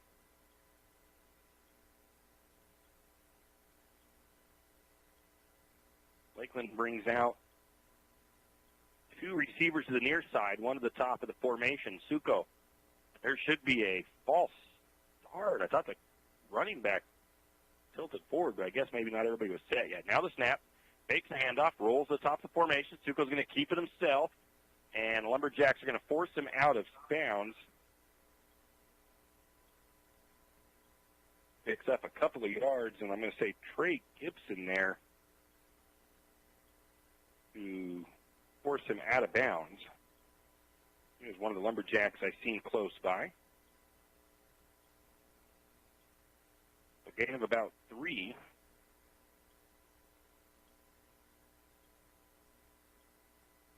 Fourth down, 3 receivers near side. Suko looks to throw, and he finds his receiver. Oh, it came off the receiver at Waddington, and it went right into the hands for a second of Nelson, but he wasn't expecting it to be there, so he didn't catch it. But it's an incomplete pass, and the Hawks will turn it over on downs to St. Mary's. So a good defensive stand there by St. Mary's. They don't have to worry about a punt this time.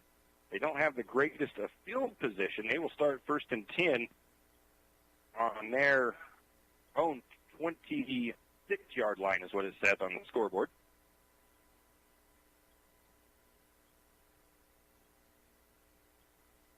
Two receivers near side.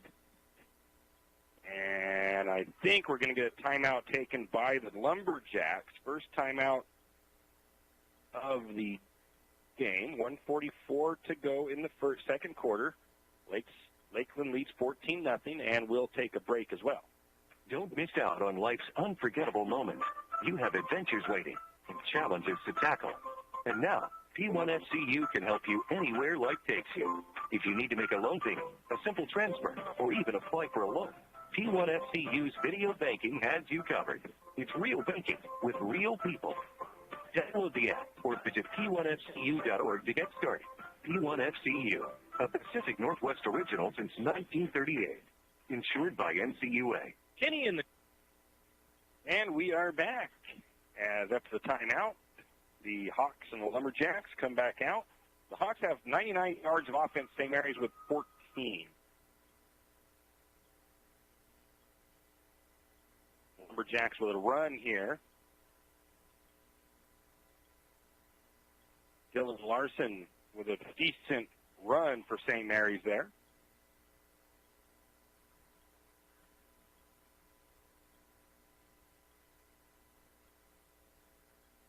Gain of 8 yards by Larson.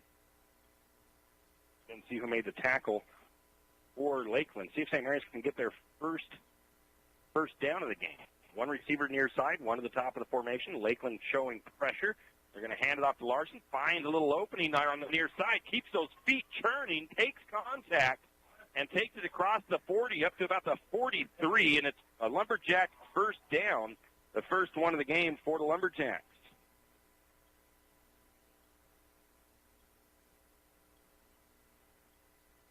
First and 10, St. Mary's. Early first or second quarter. One receiver near side, one top of the formation. Elliott takes the snap, hands it off to Larson. Opposite end now, going up to the top of the formation. And he picks up a couple.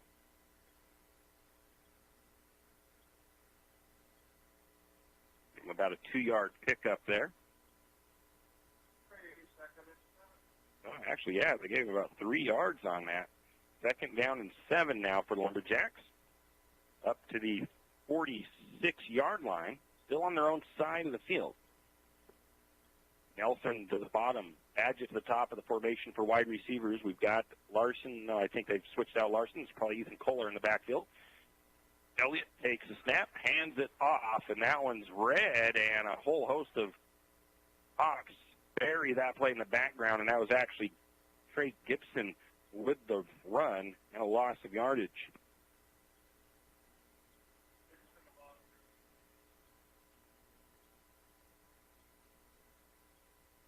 Call it a 2-yard loss.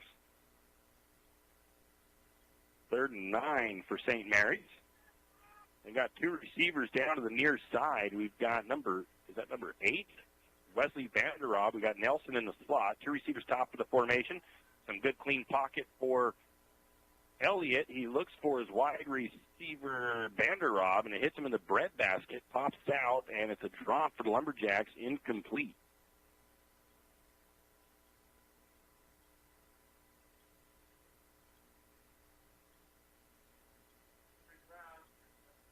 Brings up 4th and 9, 4th and 10 for St. Mary's, and they probably going to bring out their punting unit. And Badgett will punt. And it'll be Calder waiting at the 25. The snap, good punt, nice punt. He drops back to the 35. He's going to make the catch, but he's only going to get a couple of yards, as it was Wimhoff and Larson with the tackle.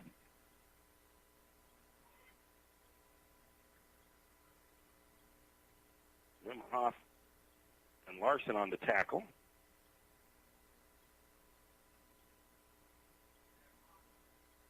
And the Hawks will have it a ways back. They're deep on their own side of the field.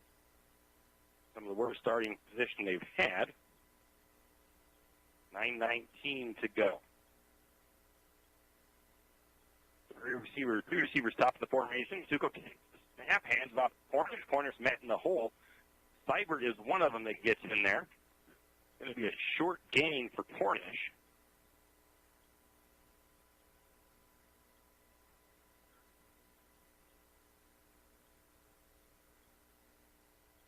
No gain at all.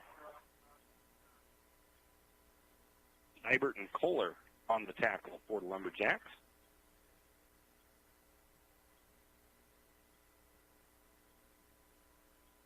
And next play is a run to the near side, and Seibert gets that one ran out of bounds. That was Cornish again. I think he got a couple this time on the sweep. Give him a pickup of 2.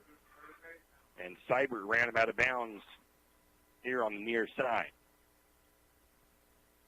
2 receivers to the bottom of the formation, 2 receivers top of the formation. Suko takes the snap, looks to throw. Lumberjacks going to try to put some pressure on. It's a deep one, and it's a little too deep as Richie Thomas was the intended receiver. Badgett in coverage.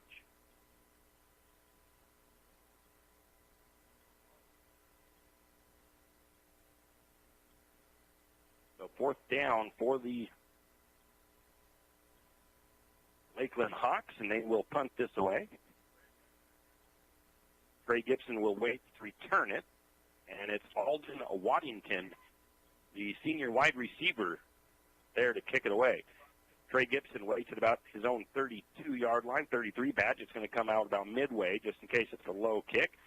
He gets a shank kick this time, and that's going to go out maybe just barely on the Lumberjack side of the field. We'll see where they mark it, and he's going to mark it at the 46-yard line of St. Mary's with no return as it went out of bounds. Lumberjacks will take over there, trailing 14-0 to the Lakeland Hawks. The Lumberjacks defense has stiffened up quite a bit in the second quarter here. Lumberjack offense needs to get a drive going. Nelson comes out the near side for wide receiver. Badgett, top of the formation. Elliott in the pistol. Larson, I believe, lined up behind him.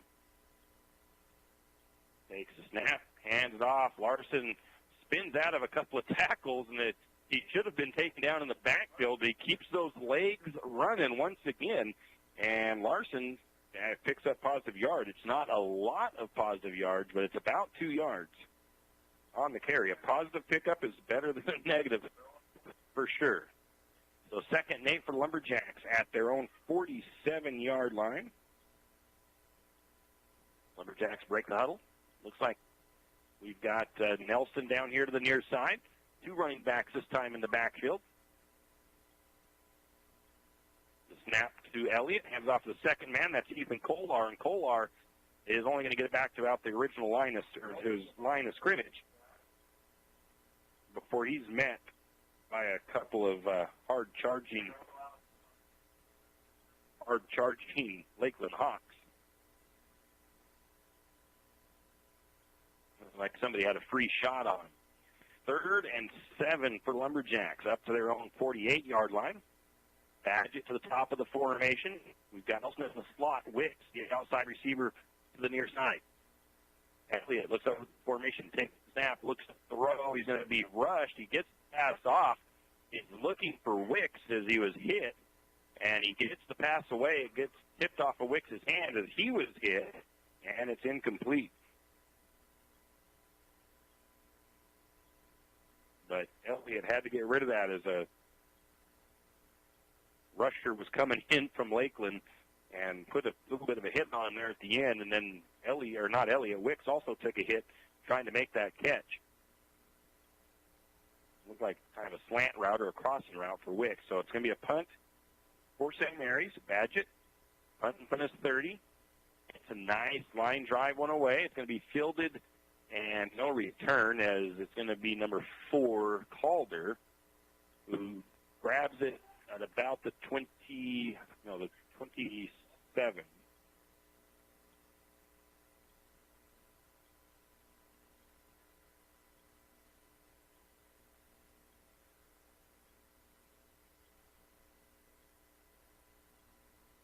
Hawks take over there. With 7:01 to go before halftime, St. Mary's trails 14-0 to the Lakeland Hawks. Two receivers near side, two to the top of the formation. Suko in the shotgun takes a snap. He's going to look to throw. It's a little quick route to Calder, and he slips away from one tackle, and he picks up about 10 yards before being brought down by Wicks.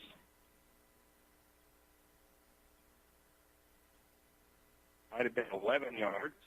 He was able to slip out of one tackle before Wicks was able to clean it up. 1st and 10 for the Hawks, and they had three receivers top of the formation, but we get a pre-snap penalty. This is going to be the first penalty accepted, and I believe it's going to be against Lakeland. And it is a illegal procedure or false start by the Hawks. 1st and 15 for Lakeland. Moves them back a little bit. One receiver to the near side. Three receivers to the top of the formation for Lakeland Hawks. Suko in the pistol. Has Cornish lined up behind him. Takes a snap. Hands it off to Cornish. Cornish dodges and dives and weaves, and he's finally taken down after a pickup of about 4.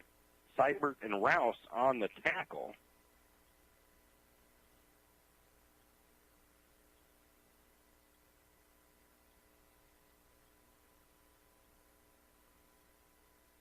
Back up to the line of scrimmage. Two receivers near side, two to the top in the quads formation. Suko in the shotgun. He has Cornish split to the near side of the field. Takes the snap, looks to throw, a quick throw out into the flat. It's caught by Calder, and he's met right away by Badgett, and the forward progress is whistled dead. He was thinking they shouldn't have blown it dead, but he was already going backwards, and he didn't agree with him calling that one. And I think it's a loss of a yard or two on the completion. Jared Badgett there to make the good, clean tackle. Cornish was able to squeak out of it late, but the whistle had already been blown. His forward progress halted, and they have to do that to prevent injuries and stuff, so play over. Three receivers top of the formation, one to the near side. Suko takes a snap, looks to throw with him almost that same little play. It's kind of a screen. It's completed to Richie Thomas, and he's going to be ridden out of bounds after a first down. Trey Gibson with the tackle. He didn't look like he liked the tackle there, but it was just the momentum and everything took him way out of bounds. He didn't like the extra contact that he felt was extra. One of his coaches tells him it's okay. Don't worry about it. They're going to be three wide receiver set, and they're handed off to this near side.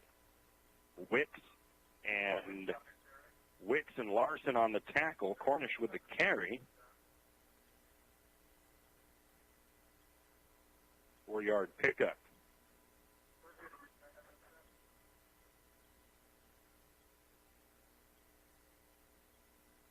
Hawks moving the ball a little bit here. 2nd and about 7 from the Lumberjack 45-yard or 42-yard line. Two receivers top of the formation. He's going to take the snap. It's a quick throw out into the flat, as they've been doing pretty good on those. And this one's going to be busted upfield as Waddington gets it open down the sideline and takes it to the house.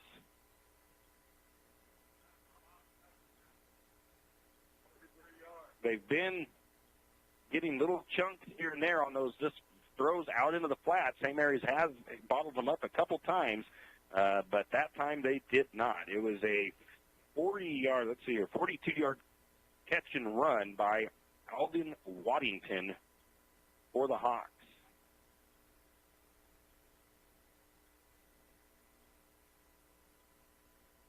Different kicker this time. Owen Forsman. Kick. It's down. It's a fake. They're going to throw it to a wide-open player, and he makes the catch, as that is Lutz, as the holder. There's a flag.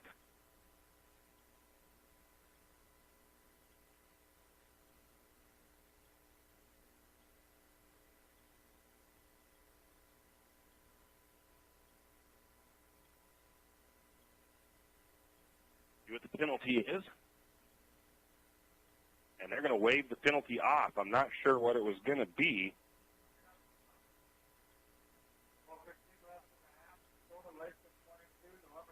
I'm not sure what the penalty was, but they waive it off, and it is good. So Lakers up need to go for two there. 22 now to nothing is the score with 4:15 to go in the half. Lumberjacks trailing the Lakeland Hawks. We'll be back. Crew at 10th Street Superstop invites you into the biggest convenience store in town. 10th Street Superstop is your one-stop shop for gas, propane, snacks, and ice-cold drinks. Stop in for breakfast or lunch. Breakfast burritos and pizza to paninis and fajita burritos. 10th Street Superstop has something for everyone. Whether you're having a Jack game or out into the woods, 10th Street Superstop is the place to stop for anything you may need. 10th Street Superstop on North 10th Street in St. Mary's. And we are back, and I noticed, I did see that in the film I watched. They do have a different guy kicking now. Is actually, I don't know, maybe something happened to Bodger as he is sitting on the bench down here with his helmet down on the ground. And Owen Forsman taking over kicking duties for the Hawks. Forsman is a sophomore. Badgett and Gibson back deep for the Lumberjacks. Forsman's kick is off, and it's going to be fielded at about the 10 by Badgett. Badgett's going to dodge and whip it.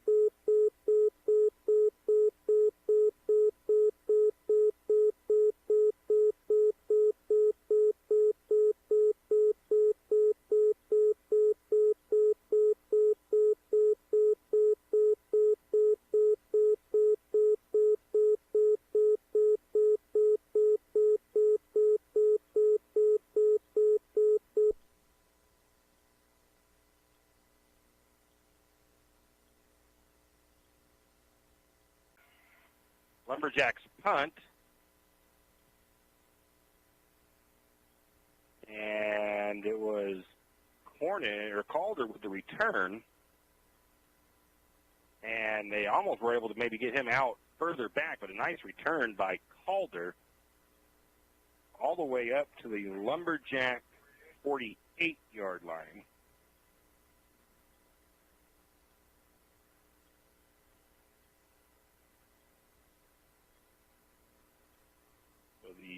Hawks will have possession with 2:56 to go in the half. 3 wide receivers, 2 to the top, 1 to the bottom. Suko in the shotgun, takes a snap, hands it off to Cornish. Cornish, patient runner, finds some room, finally going to be tackled by Larson.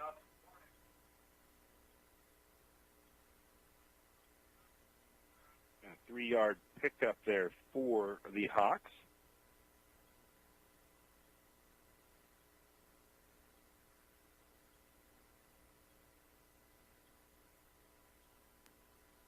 Two receivers top of the formation for Lakeland.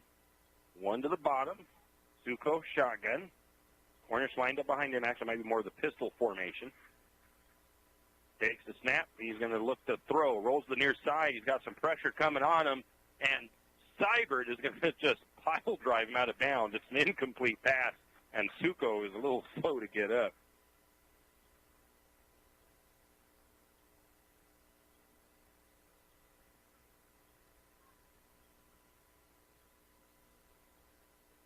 And boy, did Seibert let him know that he was there as he tackled him inbounds. He hit him inbounds because Suko was just trying to throw it out of bounds as he got out of the pocket, but just as he was releasing that, trying to cock back to release that, Seibert drove him into the ground out of bounds. 3rd and long, 3rd and 7. And Lakeland's still getting their play, right? They got 3 receivers top of the formation, 1 to the bottom. It's going to be a throw. It's going to be incomplete off the hands of Lutz.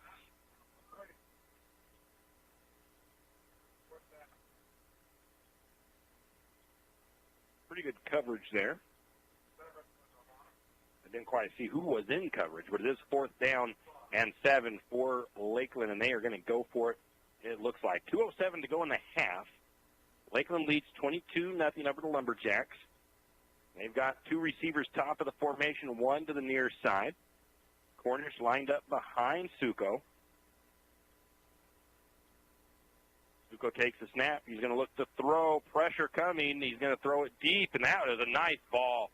And it's complete to Thomas down the middle of the field, and they take it in for the touchdown. What a throw. That was the nicest throw of the night so far for Suko. I'll give that one to him. And it was a touchdown. Hey, gang, I'm Corky Langham Mountain, and for all the music you call classic, keep it right here because they're on a roll, and you'll be on a roll with them. I miss you, baby.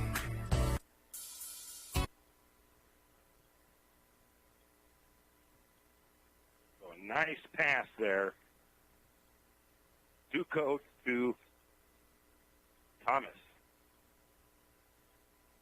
Forsman will attempt the extra point. Waiting for the snap. It's on the way. It's down. It's up, and that is good. And the Hawks extend their lead. 2 minutes to go. Lakeland leads 29, and Lumberjacks have 0 at the moment. Hopefully the Lumberjacks can get something going. Maybe a little 2-minute drive here before the half to get something going for them. So let's see. We'll be back. Do you have a hazardous tree on your property?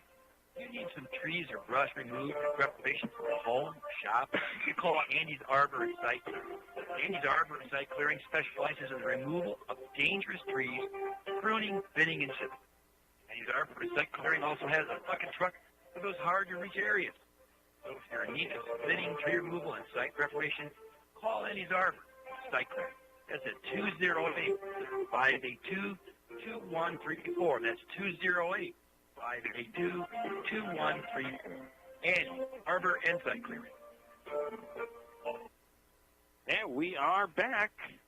Not quite the first half Lumberjacks were hoping for. The Lumberjacks trail 29-0, and it is Owen Forsman to kick off with 2 minutes to go in the first half. Homecoming night here in St. Mary's, not quite the way they were hoping for at the moment. Let's see what they can do, anything with this 2-minute drive here. That one's going to be a deep kick over the head of Trey Gibson and out of the bounds for a touchback. So big booming kick there by Forsman. Lumberjacks will start 1st and 10 on their own 20-yard line with 2 minutes to go in the first half. Lumberjacks have 2 timeouts left, as does the Hawks. St. Mary's is not. They've only, I think, well, they've got a couple of first downs, but they have not yet, I think, ventured into Lakeland territory. 2 receivers to the near side, 2 to the top of the formation. Elliott in the pistol. He's got Larson behind him. Some pressure off the edge from the Hawks. Maybe a quick little throw out into the flats, and I'm trying to see who that was completed to. It was either Badgett or Wicks, and I believe it was Jared Badgett. And it's a short gain of 1 yard for the Lumberjacks.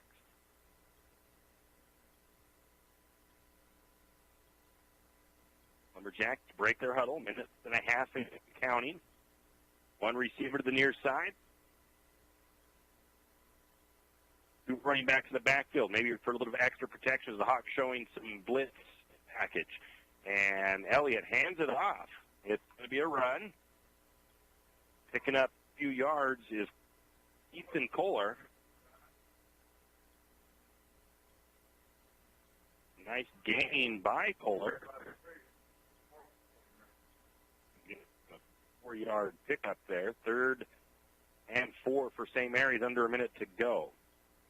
I thought St. Mary's might go a little bit more aggressive here, but that pass on the first and then the run, changed my mind on that. 48 seconds to go. If they get a first down, I'd probably call a timeout. Now we get a whistle and a timeout by St. Mary's. So the timeout, maybe coach didn't quite think they had what they wanted in there. So timeout by the Lumberjacks, 45 seconds to go. Homecoming night. Lumberjacks still trailing on this evening, 29-0 to the tough 4A Lakeland Hawks. And let's give you the homecoming royalty nominees real quick. Hope Asgard, Bethany Anderson, Brittany Barden, Ashlyn Buell, Nicole Kilborn, Shelby Martin, Paige Sanford, Dennis Fuller, Chase Phillips, Colby Renner, Coleman Ross, Corbin Shear, and Kyron Sexton. And we'll let you know who is crowned King, Queen, Duchess, Duke, and all of those things.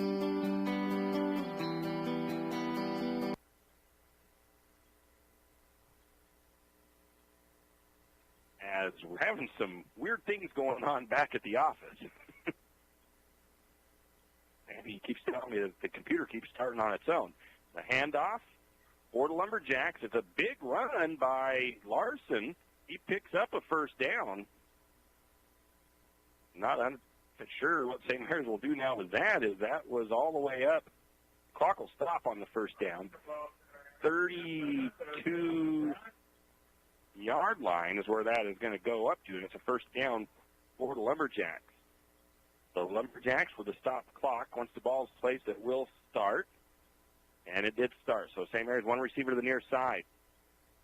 Going to look for a throw here into the flat to Nelson. Nelson's going to spin towards the sideline. He's having issues with his footing. He makes the catch, but he tried to make a cut, and he slipped. He had a pass in that last one. We're having some technical difficulties.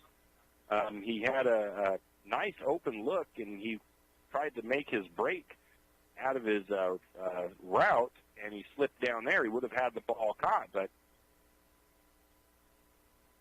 he slipped down. So a little bit of footing issues out there with a little bit of rain we've had.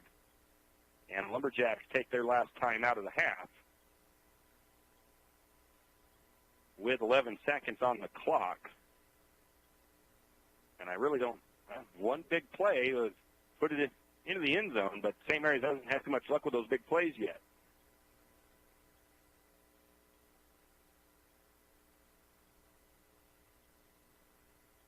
So we got 2 receivers top of the formation, 1 at the bottom. Elliott in the pistol takes his snap. He's going to look to throw. It's a quick throw to Badgett, and it's going to be tipped by the Brisk and incomplete.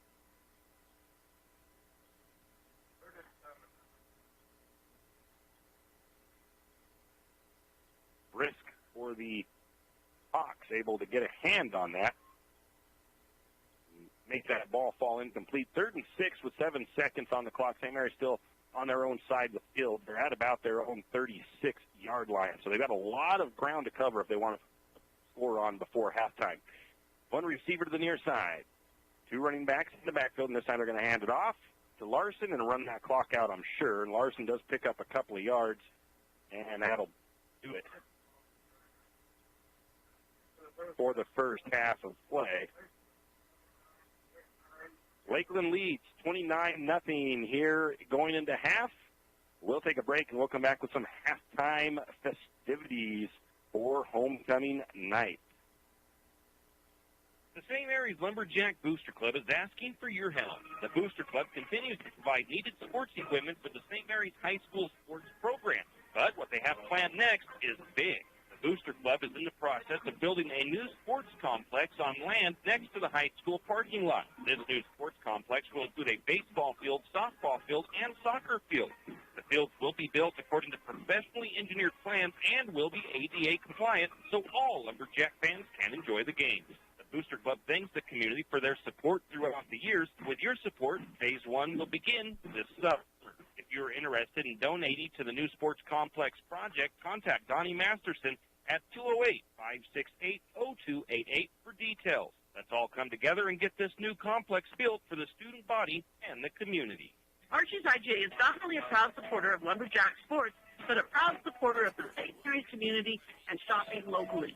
When you shop local, you help businesses support other local businesses, as well as helping your local businesses to provide jobs. Did you know that local business taxes help maintain communities and counties by fixing roads and maintaining recreational facilities? Local business owners invest in the community and have a vested interest in the future of our community. So won't you help Archie's IGA by supporting your local businesses and shop locally? Oh, yeah, and let's not forget those lumberjacks. When was the last time you had great Mexican food? I mean, really great. Has it been a while? Well, grab the kids and head to Casa de Oro for dinner tonight. Casa de Oro has fantastic burritos, tacos, and chimneys. Not to mention fajita and shrimp dishes.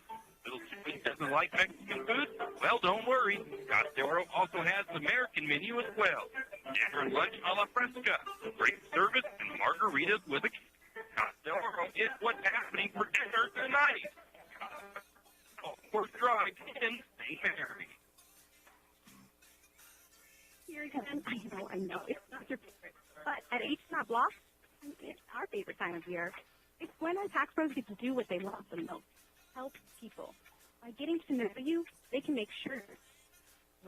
It's not just about numbers and forms. It's about personal care. So you get every credit and deduction you deserve. And with an average of 10 years experience, our tax pros get your taxes done right. It's one of the many ways Block has your back. It's time to reimagine your off-road experience because Yamaha has reimagined the side-by-side. Experience. Oh, 2021 Wolverine R-Max 1000 199cc parallel twin engine. Power packed for maximum comfort and versatility. The R-Max 1000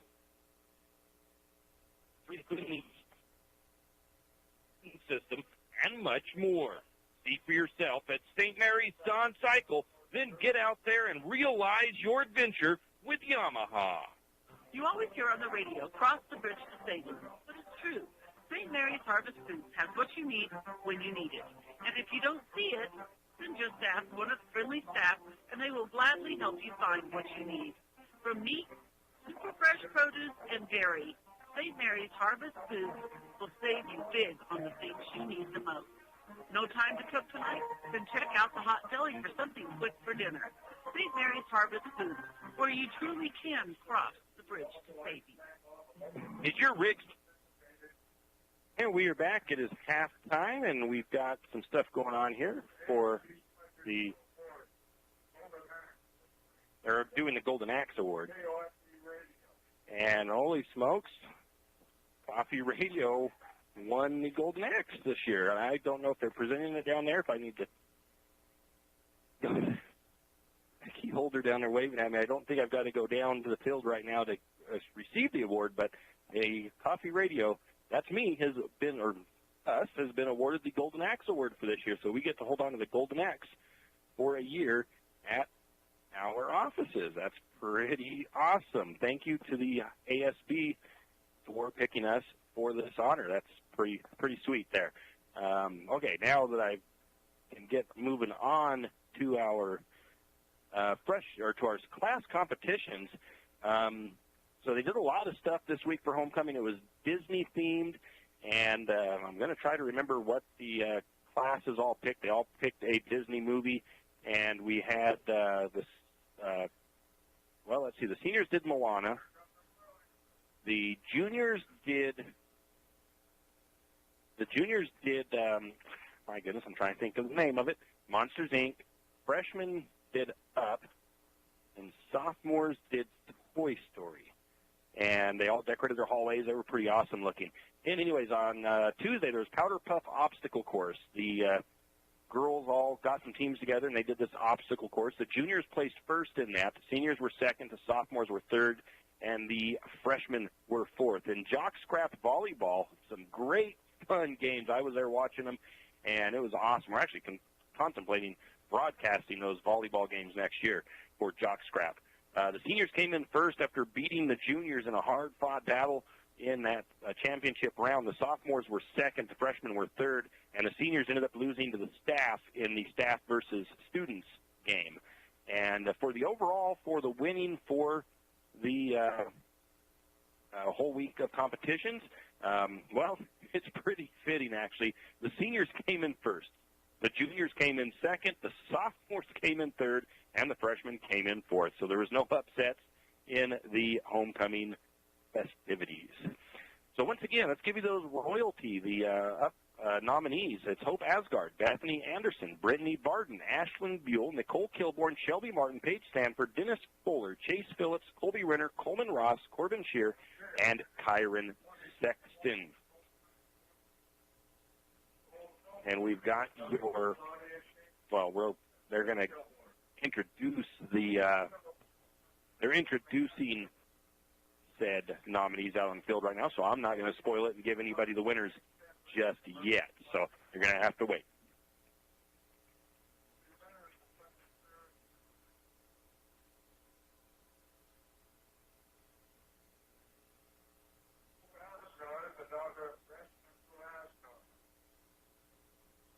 So once again, just a quick reminder, we've got more Lumberjack action coming your way tomorrow as the Lumberjack soccer teams host Bonner's Ferry into St. Mary's. And it is going to be senior night for the boys and girls soccer teams. And the girls game will start at noon. The boys game will start at 2, roughly. And the senior night for the girls will start at about 11:30. And the boys game will follow that with their senior night right after the girls game. So there is that. And then on Sunday, we will have Seattle Seahawks football. Seahawks hosting the Titans in the afternoon. Thank you to St. Mary's Son Cycle for providing the side-by-side here that the royalty and nominees were using to come out onto the field in style. Now we will give you the results here. The Duchess for 2021 is Ashlyn Buell.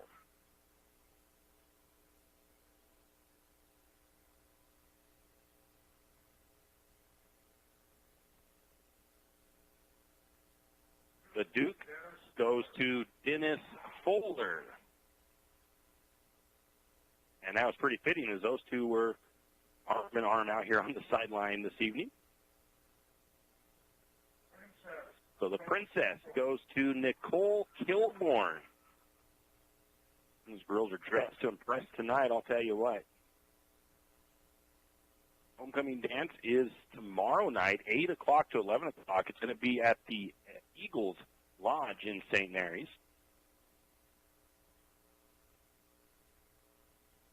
The Prince honor goes to Chase Phillips. And once again, those two were lined up with each other, so that worked out pretty good.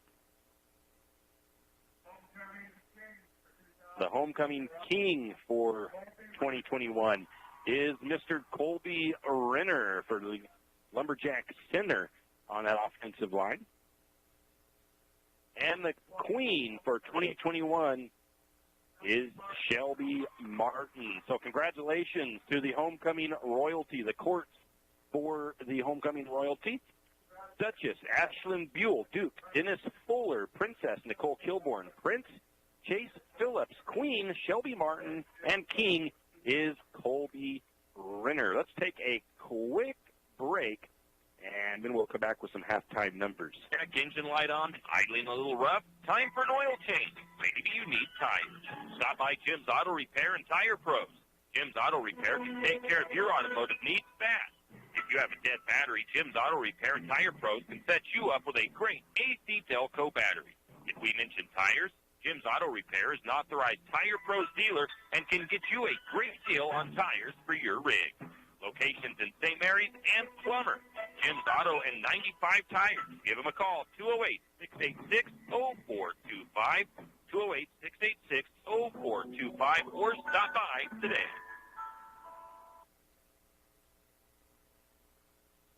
Hughes Days Hardware wants to invite you to come in and take a look.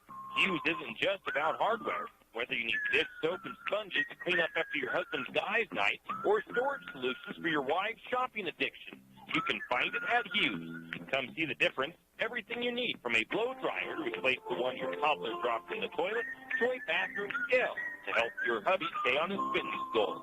Hughes Ace Hardware is the place to get the products you need and the help you want all the time, every time. Jack Fuel Trucking knows that there are few things as important as wise use of our natural resources. And by utilizing the chips in the manufacturing of lumber, that is exactly what is accomplished. If you look beyond the wood chips, you see an entire community of schools, churches, and businesses, and most importantly, people. Jack Fuel Trucking believes in responsible harvesting of our natural resources. After all, when you take a close look, those aren't just chips. They're an entire community. Jack Fuel Trucking. Why should you get all of your prescriptions from your local Good Neighbor Pharmacy? Because over 100,000 patients per year experience serious complications from drug interactions. At Jack's Pharmacy in St. Mary's, your prescriptions are not only filled, but we double-check for such complications. You can trust our knowledgeable pharmacists for that extra personalized attention. You're not just a number to us.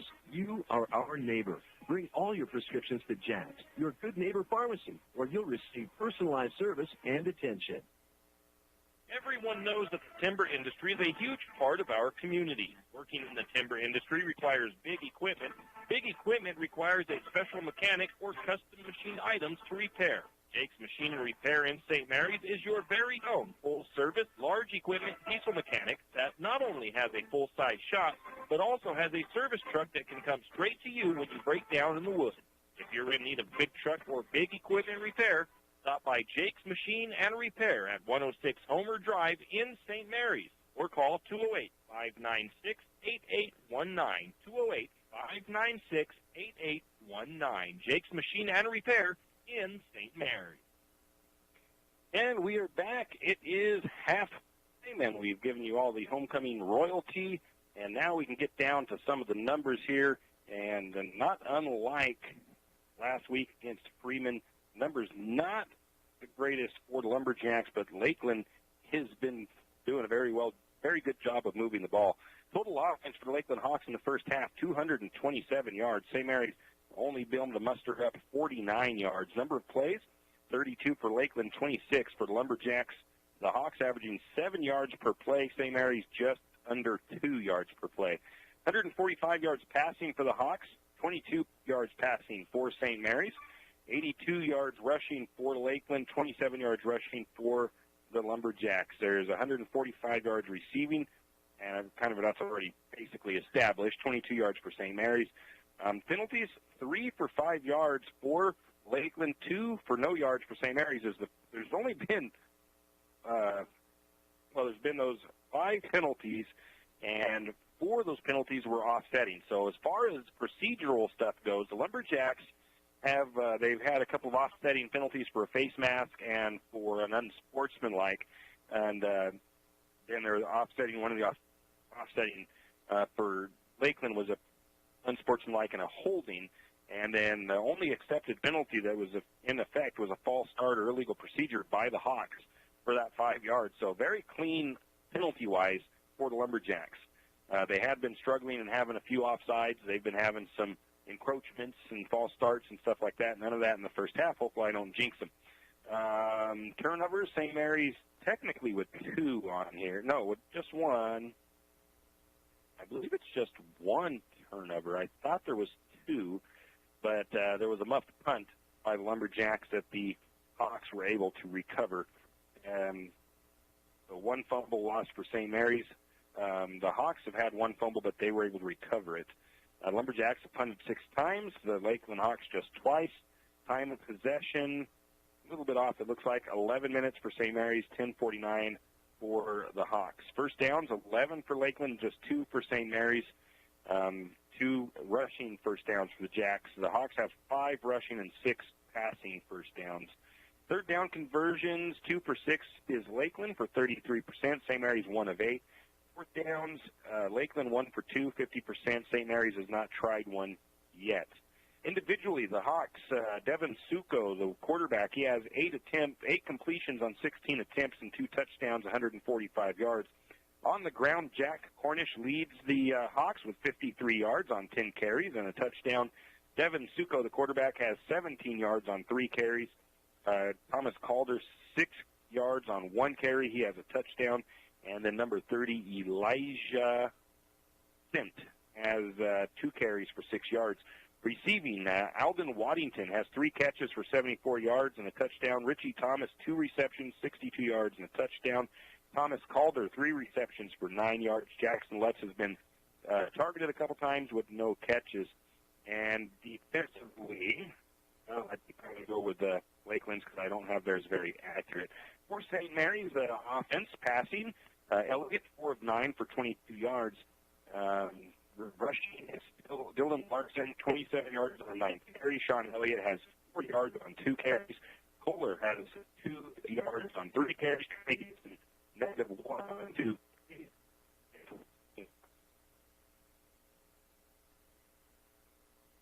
16 yards.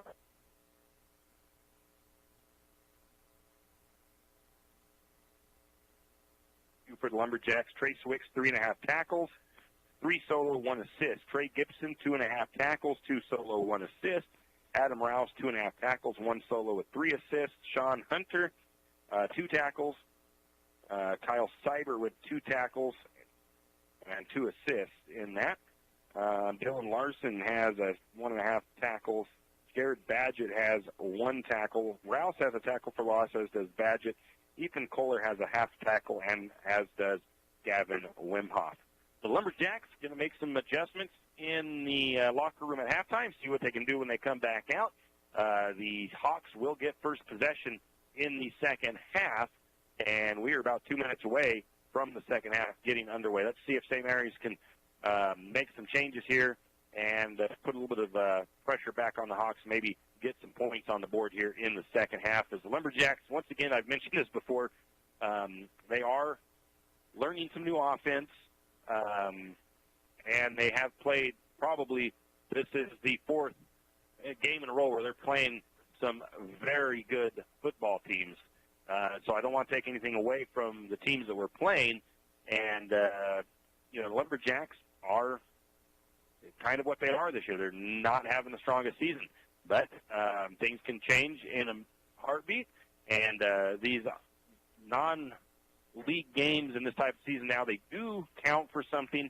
Let's say St. Mary's goes 0 for 2 or even 0 for 1 in league play, or 1 for 1 in league play. These losses, these first 3 losses, and whatever happens here today could really hurt them in getting a selection into a playoff game. So if they don't win the league. So if they win the league, they would be right into a playoff spot at the end of the season. If they don't win, all of their wins and losses are kind of tallied up, and if their power rankings are good enough, then they could get a playoff spot. But if they haven't won any of their non-league games, it is harder to get into a playoff spot. So that's how that all works. We've got a minute until the second half, so let's go ahead and take a break and a word from our sponsors. Have you ever noticed that some companies are around for decades, and you really don't notice them until you actually see them? Kenneth Bechtel Trucking is one of these. Kenneth Bechtel Trucking has been a fixture in St. Mary's for decades community-involved business. Take the time to thank these entrepreneurs. They quietly make it on their own and make our community all the better for it. Kenneth Bechtel Trucking. Give them a call today at 245-7209. Kenneth Bechtel Trucking, a community staple and lumberjack supporter. Good luck, Jacks. Afraid to touch that breaker box? Need some rewiring done? Call the professionals at M&S Electric. With nearly 40 years' experience, there's no job too big or too small. From industrial and commercial to residential and service work, M&S Electric isn't afraid. Serving Benoit, Shoshone, Kootenai, and Lake Tahoe counties, M&S Electric has you covered. Overhead work? M&S can do that, too, with their bucket truck. M&S Electric, 408 Main Avenue, St. Mary's. Give them a call, 208-245-3890. No job too big, no job too small. We do them all. M&S Electric.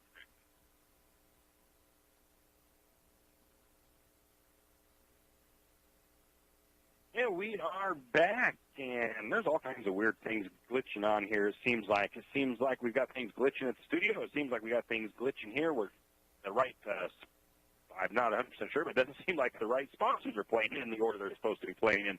I might have. Did you have to have it? I might have put it on shuffle. Hang on just a second there. I don't want to start that. But anyways, I hope I didn't put our list on shuffle for our sponsors. I will worry about that later, though. In any case, we are about ready for the second half. Lumberjacks coming back out on the field. Hawks have already been out here for a minute. And, well, all I can say is let's go out there and see if we can get something going in the second half, Lumberjacks. And never know what can happen in the game. It's a big deficit, 29-0. It's 4 scores, so St. Mary's going to have to work at it, but we'll see what can happen. Anything can transpire in a game, so we'll see. A couple different guys down there. I see a number 18. He's playing catch with the quarterback, with the coaches for Lakeland, and that number 18 is Kason Lautzenheiser. He is listed as a quarterback. He is a junior. I don't know. I mean, number 2, Suko, did take a big hit late in that first half from Kyle Seibert. Suko is down there warming up as well, so it might just be a matter of warming up all their quarterbacks, including their backup. And then if the score gets far enough ahead, who knows? Maybe they'll put their backup guy in. I don't know. We'll find out. Not much to worry about on that side of things. Lumberjacks out there doing some quick warm-ups as they got 1:48 to go before the halftime. They put a little bit of warm-up time back on the clock for St. Mary's. Lumberjacks now headed back to the sideline. The officials out midfield. Talking about the first half probably and some different ideas on some stuff to look for. The breeze has picked up a little bit out of the east as the 3 flags out there, the Idaho flag, the high school flag, and the American flag, of course, are moving a bit. Nice evening here in St. Mary's. Rain's supposed to move in late tonight or early in the morning.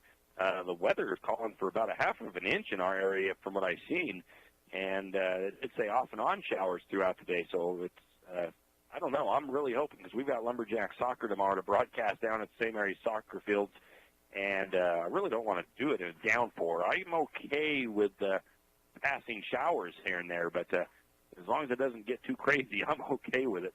But we are going to be covered down there, so we'll make sure that hopefully we stay dry at least. It's supposed to be fairly cool, too, maybe in the mid-60s, unless that's changed. So I don't know, but it's going to be senior night, so come on down, cheer on the Lumberjacks, bring your umbrella, and heck, if you're going to have to, you can squeeze under the pop-up canopy with us, and we'll try to huddle under there a little bit best we can. Might even bring a heater down for my little buddy heater. Who knows? We'll see. So both teams still kind of warming up. Lumberjacks now headed out on the field. Going to end the halftime on my stats program here. And St. Mary's will be kicking off. And they will be kicking off from the west side of the field or the right side of the field. If you're looking at your radio dial, the Lumberjacks will be kicking from right to left. And this is the first kickoff for St. Mary's in this game, and it'll be Cody Morse and Thomas Calder deep to receive it. And Badgett will kick it off for the Lumberjacks. The high kick is going to be fielded at about the 20 by Calder. He skips out of one Lumberjack tackler, and he's finally ridden out of bounds by Badgett as he brings it up to about the 34.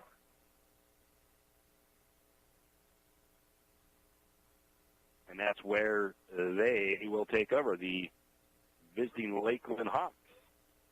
As Badgett comes up to make that tackle, forces him out of bounds. So Lakeland in the huddle with their coaches over there before they get out to get their first play of the second half. And it is Suko. Going to be quarterback, Cornish, and the wide running back. They've got a 4 wide receiver set, 2 to each side of the formation, man in motion, and that is Calder.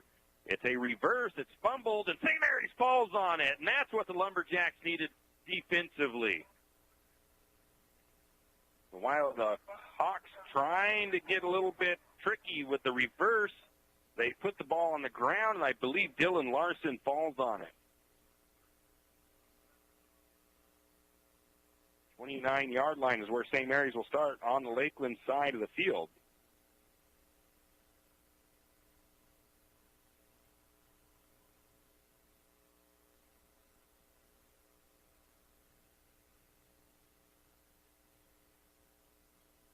Dylan Larson recovered that. Lumberjacks will run it. Larson with a big hole up the middle.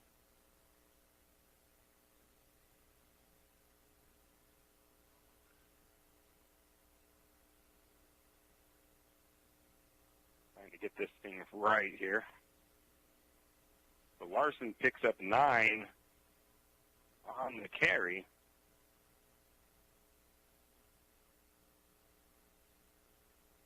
And Lumberjacks quickly back out. Going to be another run by St. Mary's. Larson up the middle, I believe, again.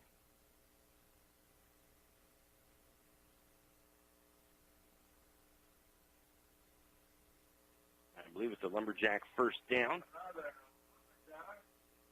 As Larson powers ahead up the middle. Lumberjacks 1st and 10 deep on the Lakeland Hawk side of the field. Looks like they're about the 18 of Lakeland. 2 receivers. Takes the snap, hands off to Larson. Larson working the right side. Nice run by Larson again. And Larson is trying to snip that end zone, and I think he's very close to another first down.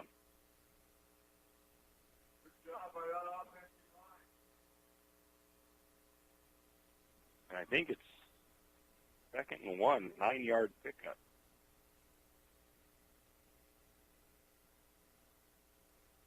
Nope, it's actually 1st and goal for the Lumberjacks.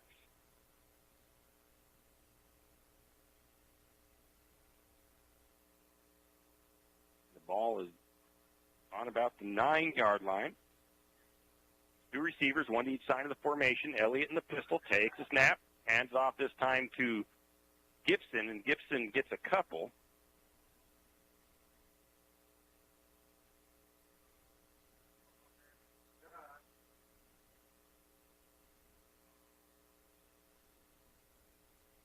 Nelson was going towards the sideline, not to the sideline, because I talked to the coaches or one of the players, getting some personnel in there that they needed. Lumberjacks break the huddle. Nelson goes to the top of the formation.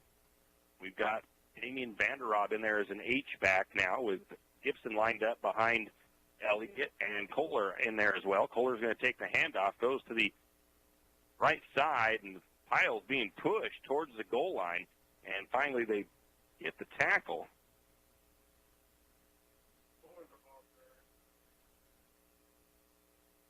Kohler takes it down. It looks like the ball is down on the 2-yard line.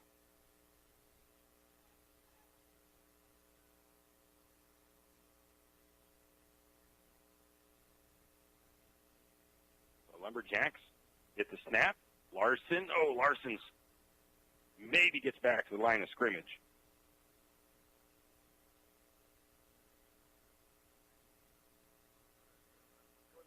Maybe a gain of 1 for Larson. So the Lumberjacks have it 4th and goal from about the 1-yard line. Maybe the 1.5. As Lumberjacks looking to try to get pay dirt here. Got Nelson lined up to the near side as a wide receiver. Elliott has 3 running backs with him. He's going to have the ball is on the ground. Ethan Kolar fumbles it, I believe, on the exchange, and the Hawks recover it.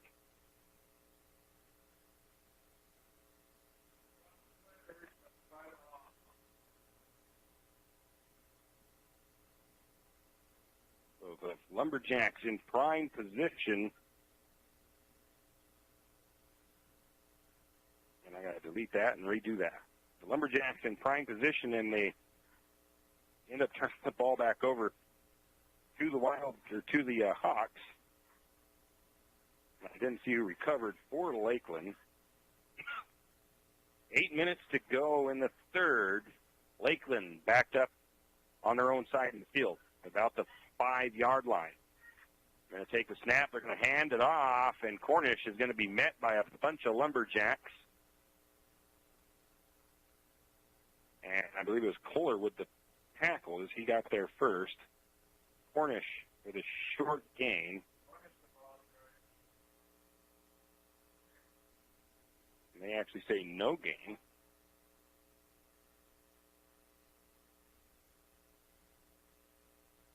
But we'll just leave it at that 1-yard gain. Now another run by the Hawks, and they get this one across the 10. Wicks and Seibert on the tackle.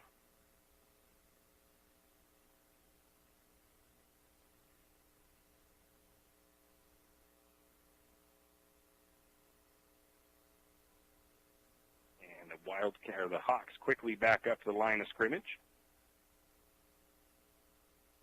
They're going to pass this time, it looks like. No, yeah, it was a pass. It's complete. Caught by Gibson, or caught by number 4, Calder, tackled by Gibson.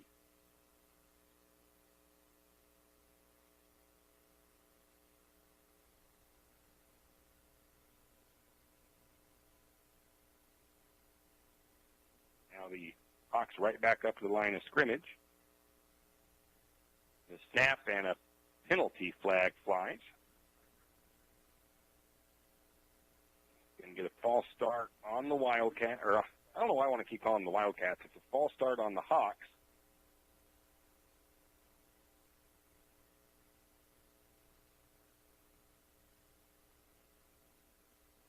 Which will add 5, it's not 4th down, it is first down and 15. The Hawks with the snap, and they're running it again. Cornish up the middle, picks up a chunk of yardage before being brought down by Seibert and Holder.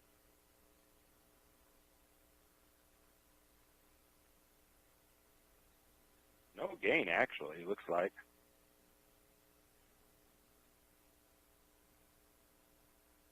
Seibert and Holder.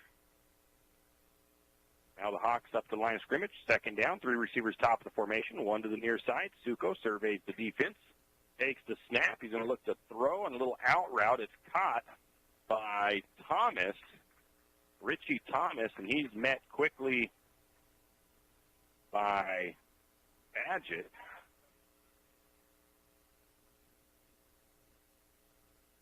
Four-yard pickup.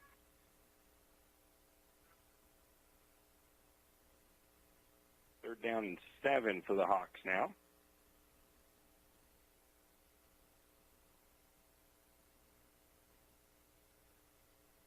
And the Hawks are at 21. Their own 21. The snap, they're going to throw out in the flat again. That one's incomplete, and it's short of Waddington. That'll bring up 4th down.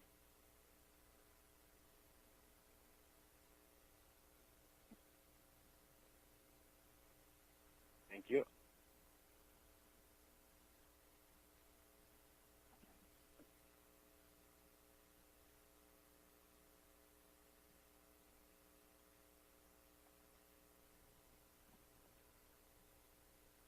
And let's see here. It's 4th down.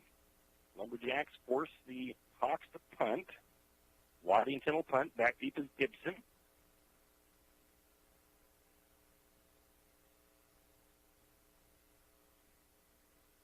Lakeland taking a little bit of time to snap. They do. Oh, it's a fake. It's a fake punt. And that was well executed, I have to say, as there was a direct snap to Burcham. Seibert makes the tackle, I believe. Nope, it was not Seibert. It was Holder. I think I've been giving Holder a bunch of tackles for Seibert. In any case, I got to cancel that. And that was a well-executed fake punt by the Lakeland Hawks. As they got the punter to fake the ball going over his head. They get the first down up to the 35. And I'm going to say it was orange sleeves there with Holder. Now it's a pass play coming, and Seibert gets back there for the sack on Suko.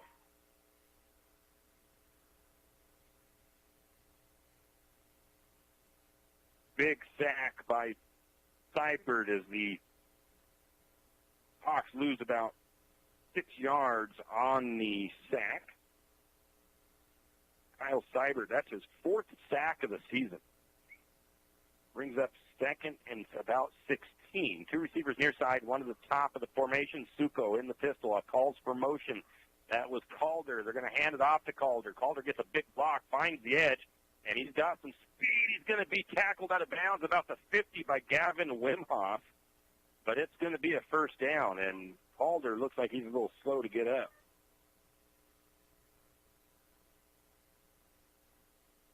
As he was slung out of bounds, he does get up and comes running to the near side. Good to see him not injured.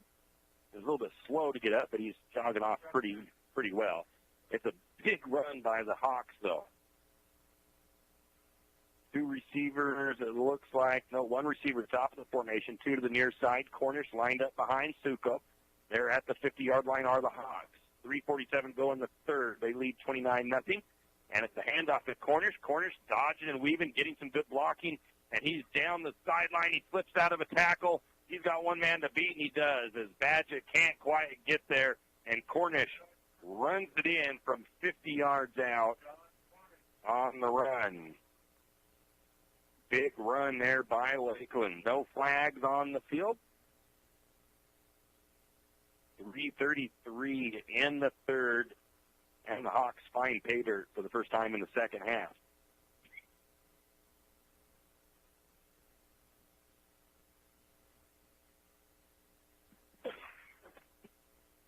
Oh, they'll line up for the kick. Forsman waiting. Waiting for the snap. It's there. It is up.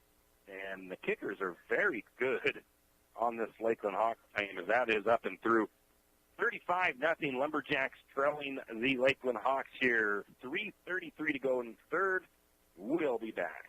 From your local Good Neighbor Pharmacy, because over 100,000 patients per year experience serious complications from drug interactions. At Jack's Pharmacy in St. Mary's, your prescriptions are not only filled, but we double-check for such complications. You can trust our knowledgeable pharmacists for that extra personalized attention. You're not just a number to us. You are our neighbor. Bring all your prescriptions to Jack's, your Good Neighbor Pharmacy, where you'll receive personalized service and attention. And we are back as they're doing the 50-50 raffle here. I don't know who won it, but hopefully somebody did. They won like $184, so if they win it, not a bad evening.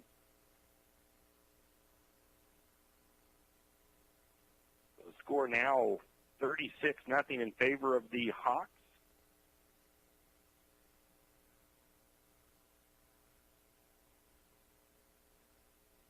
as they get set to kick off.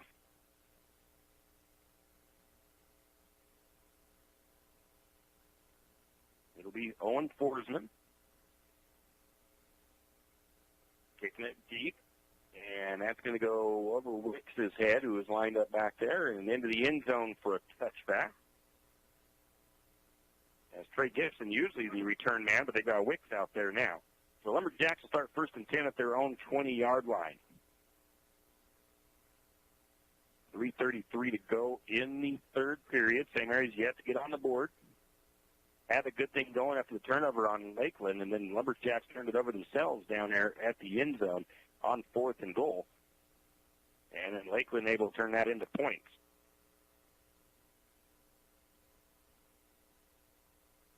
Lumberjacks with 2 turnovers, Hawks with 1. We got one receiver to the near side. That's Nelson. One to the top of the formation. Elliott with a snap, hands it off. I believe that was Dylan Larson with the run.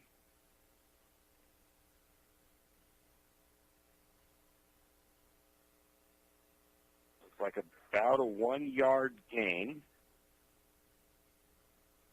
2nd and 9 for the Lumberjacks now from their own 21-yard line. Nelson to the near side. Either Badger or Wicks to the top of the formation. Elliott takes the snap, hands it off to Larson. Larson swallowed up by the defense, and he might have got back to the line of scrimmage, but not much more than that. He lost that yard that he gained in the last run, so it's 3rd and 10 for the Lumberjacks now. Very stout defense for the Lakeland Hawks. Stout offense. They've been a very formidable foe this evening. One receiver to the near side, one to the top of the formation. Elliott scans the defense, takes the snap. He's going to look to throw. He's going to have to scramble, and he's going to get back to the line of scrimmage, and that'll bring up 4th down. So the pressure from the Lakeland Hawks, getting into the backfield before he can survey the field. And to get that ball out of there, he actually evaded it being a sack. And that's the only positive out of that last play. 4th and 10 for the Lumberjacks from the 20, and they will punt it away with, I believe, Jared Badgett. Calder waiting just on the Lakeland side of the field. It's a very short punt as pressure was coming through, and that's going to be a punt of, well, it's actually negative yardage, honestly, because it lands about the 18-yard line.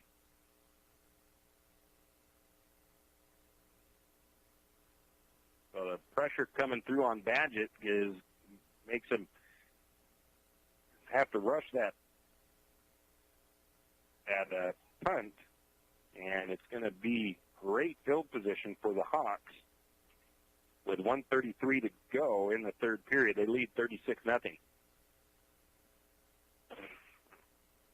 As Suko, the quarterback for the Hawks, brings his offense back out on the field. They've got 2 receivers top of the formation. Looks like a different running back this time in the backfield. It might be Elijah Sint. Lumberjacks shuffling their lineup. Now they're going to bring some pressure through. It's a pass. And Seibert is able to get onto Suko and bring him down for the sack. He grabbed hold of that jersey and said, "You ain't going nowhere." And another sack in the game by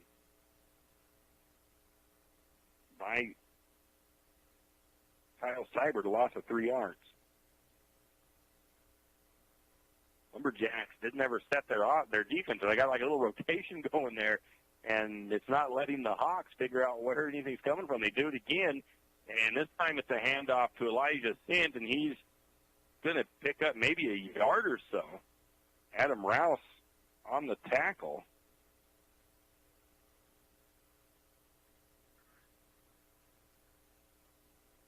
Well, they say Larson, so I'll give it as a collaboration between Larson and Rouse. And brings up 3rd down and about 13. 33 seconds in the clock. Lumberjacks doing that again. Their linebackers and defensive line just like mixing up and shuffling around and on the line. So it makes it to where the Hawks don't know where the pressure is going to come from. The pass is complete, and it's going to be Gibson with the tackle. It's complete to Huber.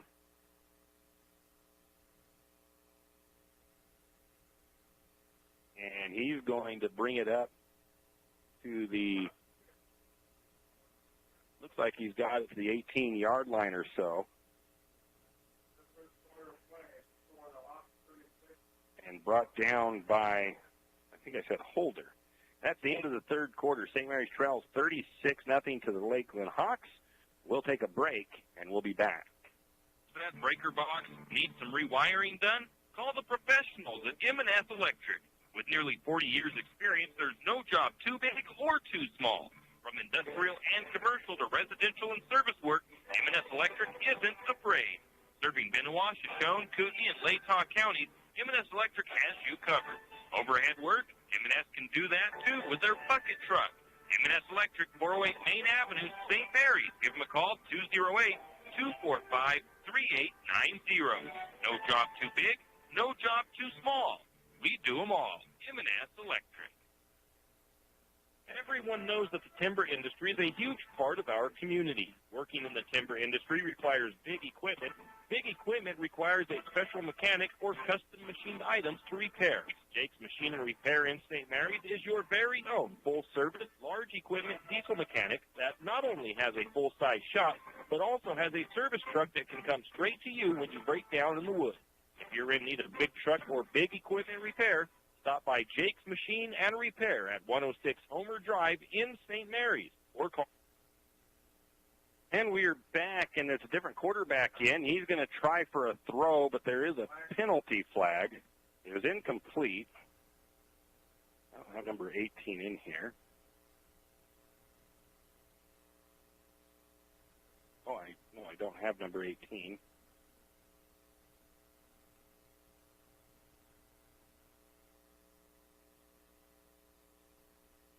Didn't see who the intended receiver was. It was incomplete, but there was a penalty, and that penalty was pass interference against St. Mary's.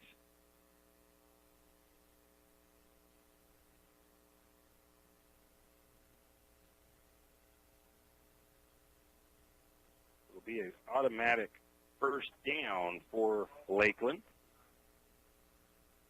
and they'll have it at the 9-yard line of St. Mary's. Two receivers near side, one at the top of the formation. Going to hand it off up the middle to Elijah Sint, and he's going to power forward for a few. Ball looked like it was on the 10.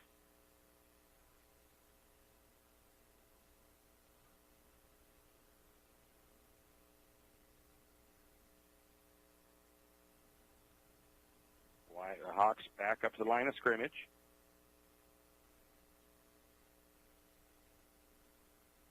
Four wide receivers. The snap, handed off to Sint again, and the ball is on the ground. They blow the whistle, but the ball was out, was it not, or was he down? So maybe not a fumble, as I think Sint tripped and went down before.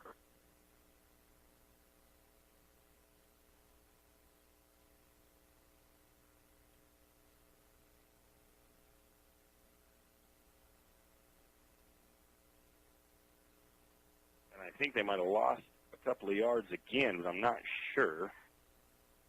There's no gain there. I'm going to give Seibert the tackle because he was back in there in that area. So it's going to be second 9. I think it's 3rd and 12 on 3rd and goal. It says second on the officials thing, so it's going to be a throw, and it's way overthrown. Looking into the flat for a little bit of a screen play, looking for Terry Edwards. Incomplete will bring up 3rd down and goal.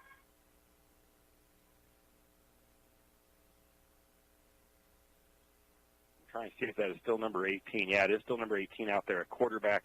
Number 18, because I did not put him on my roster. Number 18 is Kason Lautzenheiser, under center. Two receivers near side, one at the top of the formation. The snap, the handoff, and that's to Sint. He's going to get the edge. Does he get in? I don't think so. He's just short. Lumberjacks dodged the bullet there of that one going into the end zone.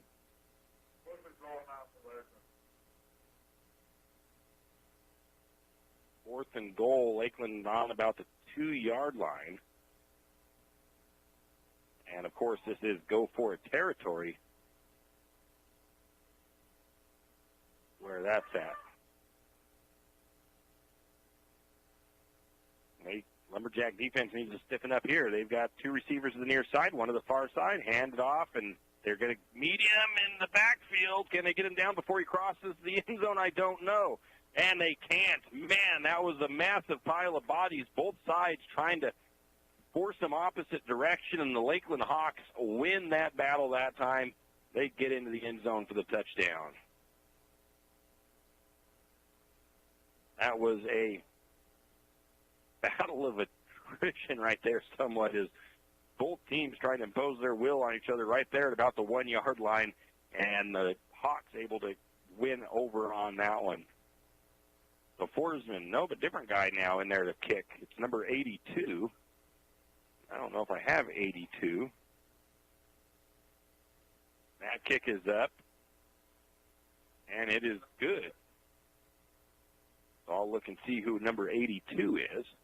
I mentioned in the pregame that they put their whole varsity and JV on one roster. So I put the guys who I think I'm going to see on the varsity side, and I leave some of them off because it's way too many to put on my roster. So that kicker was Jamison Elliott, who puts it up and through. The score is 43. Oh, there was a flag afterwards.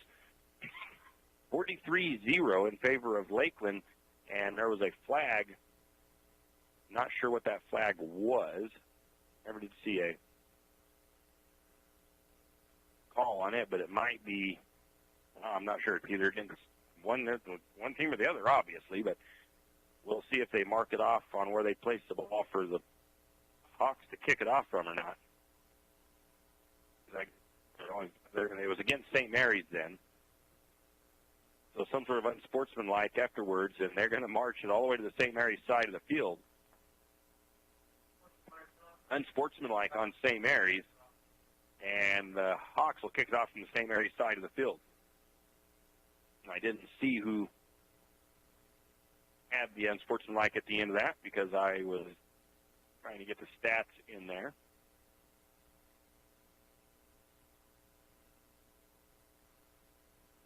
So anyways, the Hawks will kick it off. They lead 43-0 over the Lumberjacks here on homecoming night. And who do we got kicking off? Is it the same?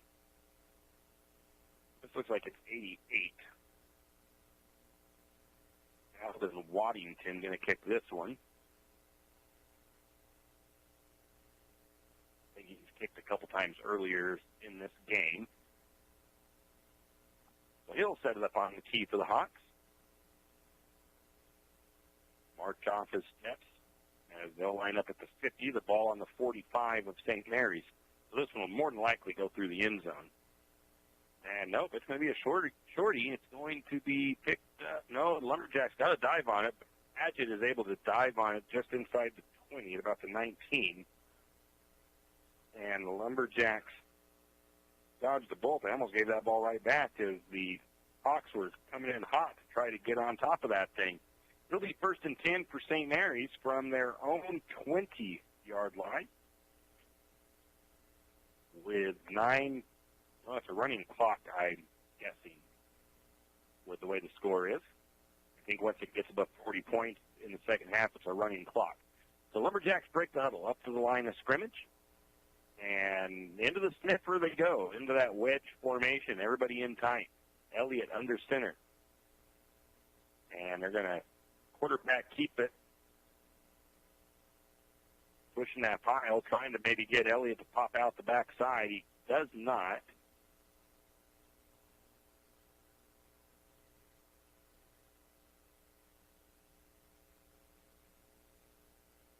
It's about a 6-yard gain. You can call it 5. 2nd and 5 for the Lumberjacks on the sniffer.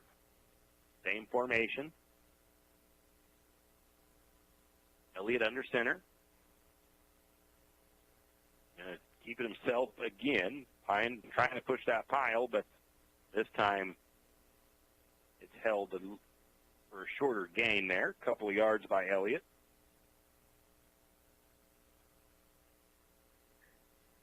As they say, no gain. So it brings up 3rd and 5 for the Jacks. 8.5 and counting in the game.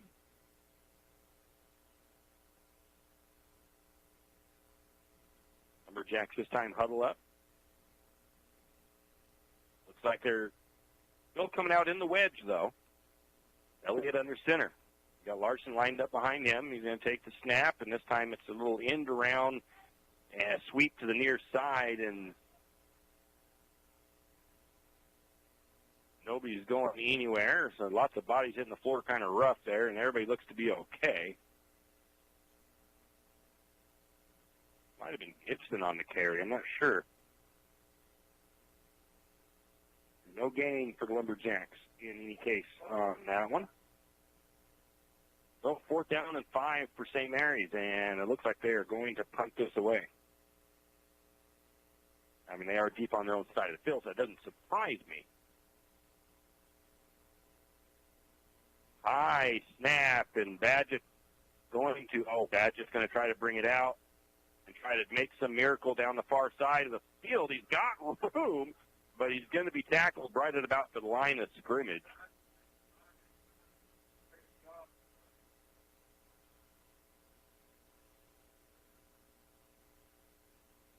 I'm going to cancel that on the punt for my stats and mark it down as a run.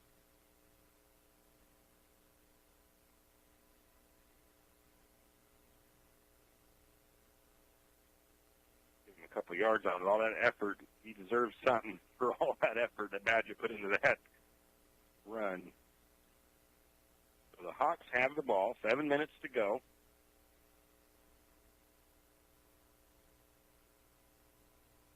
They head out. Still at quarterback is number 18, Jason Robson-Heiser. As the Hawks have put in some of their second-string guys. Lined up behind him is Elijah Sint. 4 wide receivers. He's going to look to throw. It's a quick throw into the flat. It's dropped. Intended for number 20. That's Eric Brisk.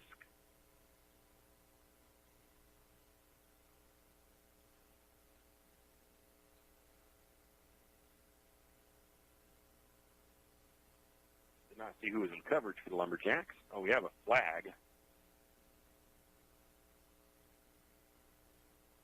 And that flag's going to be against St. Mary's.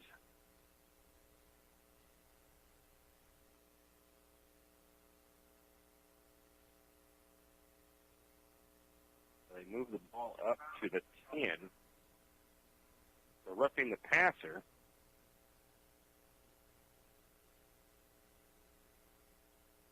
Looks like they're on about the 17. It's going to be a run, and it's Elijah Stint, and he's going to power his way through, and finally a Lumberjack took him down. I think it might have been Larson, but he almost got into the end zone on that run.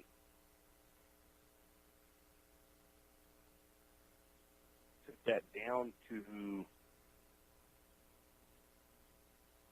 the 1 yard line.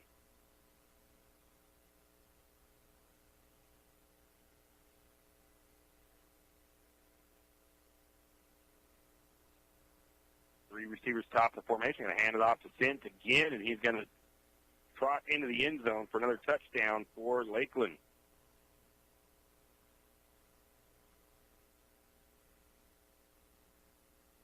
Biggest deficit for Lumberjacks so far on the season, 49-0. Possibly going to be 50 here as they have an 82 out there, I believe it is, to kick again, and that is Jamison Elliott. Made the last one. He was really excited, so he must not get to kick too many of these.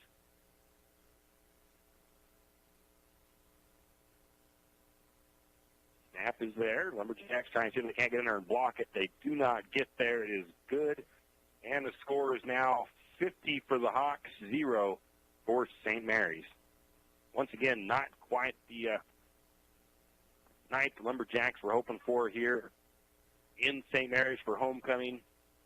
Playing another tough opponent in the Lakeland Hawks.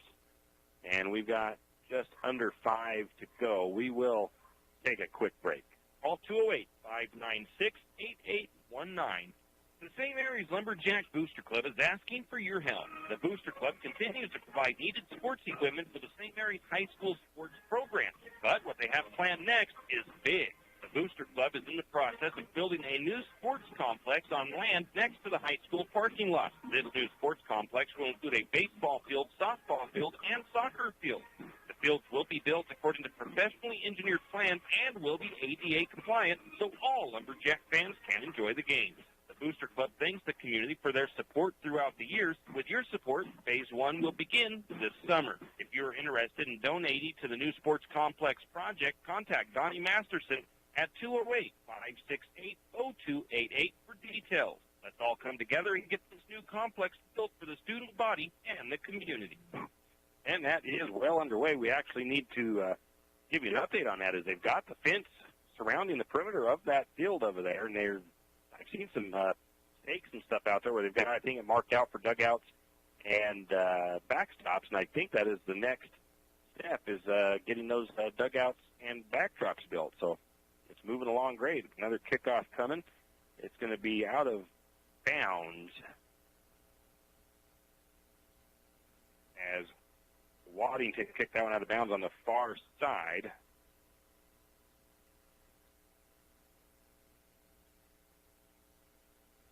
That was down at about the 20-yard line. St. Mary's will accept it, I'm sure, and take the ball at the 35. So 1st and 10 for St. Mary's from their 35-yard line, and under 5 to go in the game. Nelson to the top of the formation, Badgett down here to the near side. Elliott shotgun. He's got Larson lined up behind him. Some pressure look from the Hawks possibly. They're going to hand it off to Larson. Larson takes it down the far side, gets some yardage. Nice run by Larson on the far side of the field.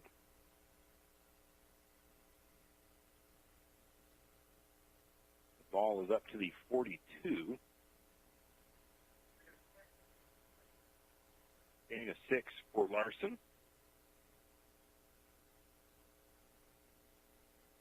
Lumberjacks back up to the line of scrimmage. One receiver to the top of the formation this time. Vanderrob in is a tight end on the near side. 2 running backs. They're going to take the handoff one way. Hand it off, I think it's Gibson.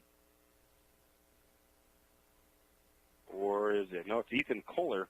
Kohler with the carry.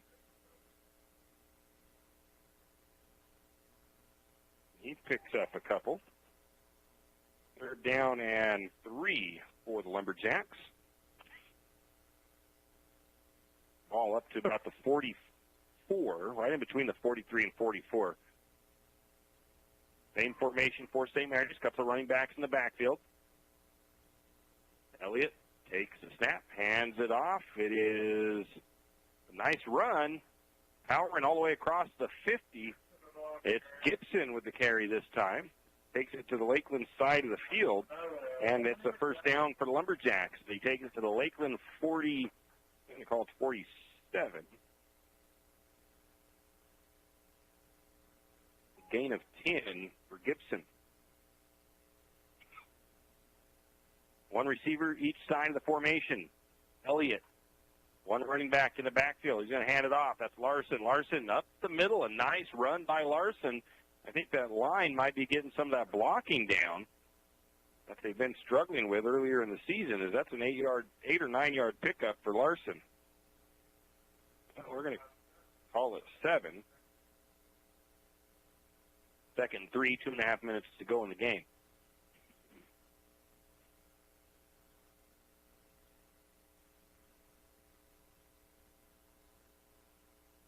Lumberjacks break the huddle, coming up to the line of scrimmage. Nelson's going to come to the near side as a wide receiver.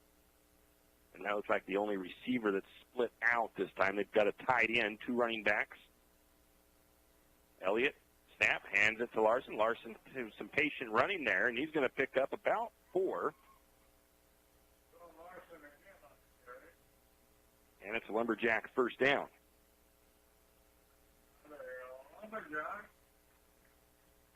Lumberjack shifting some personnel now. Seeing Badgett come in. Kristen Hill headed to the sideline. Receiver to the near side. Receiver top of the formation. Nelson up top. Badgett down to the near side. Larson lined up behind Elliott. Takes a snap. Hands off to Elliott. And coming through the line was Brisk. And spills Larson before he can even get going. It's going to be a loss of a yard or so.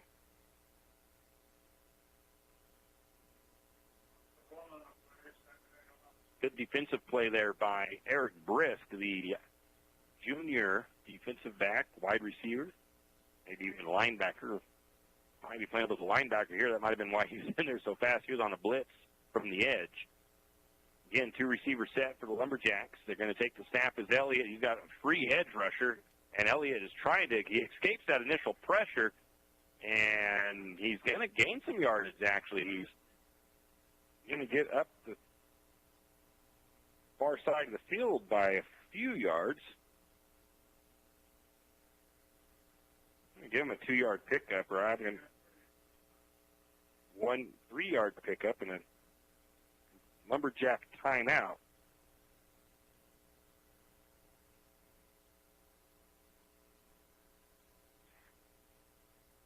Timeout with 34 seconds to go on the clock.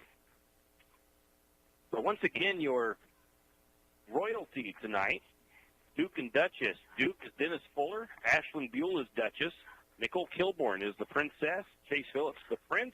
Queen is Shelby Martin. King is Colby Martin. And in the class competitions over the week, the seniors took first, juniors second, sophomores third, and freshmen fourth. And the Golden Axe Award, never expected it, but it came to KOFE Radio this year. So we get to hold on to the Golden Axe Award. The Spirit Award, it's a traveling award that is handed out every year to a different business that shows a bunch of good spirit throughout the week of homecoming. And apparently we were voted on as the winner. So thank you to the ASB and to the people that voted for us. And we will hold that and cherish it dearly. 2 receivers for the Lumberjacks are going to throw. Elliott escapes the pocket, and he's going to throw that ball at the, I don't know if that's going to be an intentional grounding because the pressure was coming in. He tried to step up in the pocket, and he tried to throw that upfield, and I don't know. They're not throwing a flag for any intentional grounding, but it's going to be incomplete. There was no Lumberjack receiver there.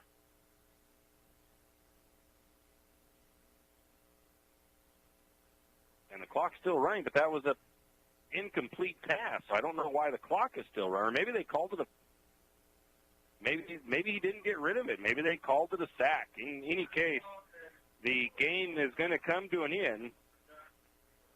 And maybe since it was a running clock, it doesn't stop even for that. So in any case, the Lumberjacks come out on the wrong side of this one, 50-0, falling to 4-0 on the season. And we'll take a quick break, and we'll be back with some final stats and a little bit of upcoming. Is your rig check engine light on? Idling a little rough? Time for an oil change. Maybe you need tires. Stop by Jim's Auto Repair and Tire Pros. Jim's Auto Repair can take care of your automotive needs fast. If you have a dead battery, Jim's Auto Repair and Tire Pros can set you up with a great AC Delco battery. Did we mention tires? Jim's Auto Repair is an authorized Tire Pros dealer and can get you a great deal on tires for your rig. Locations in St. Mary's and Plummer. Jim's Auto and 95 Tires. Give them a call, 208-686-0425, 208-686-0425, or stop by today. Triple X Feeds in St. Mary's is your one-stop farm and garden shop. Everything from pet supplies to livestock feeds and supplies, Triple X Feeds has it. For supplies, they have that also. From saddle pads to bridles, Triple X Feeds can set you up. Triple X Feeds now has hay and alfalfa in stock as well as straw.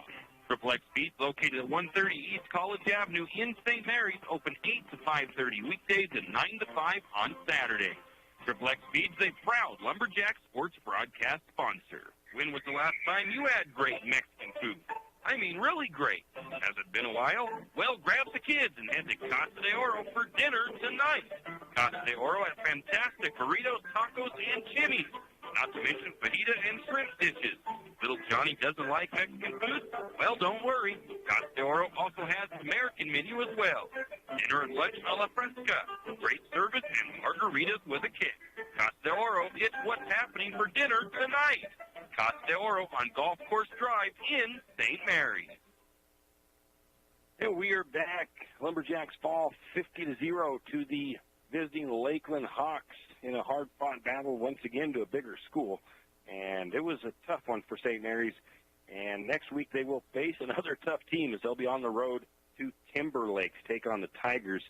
And the Hawks end up with 340 total yards, St. Mary's with 112 in the game. So just 22 yards passing for the Lumberjacks, 90 yards rushing, 158 yards passing for Lakeland, 182 yards rushing in the game.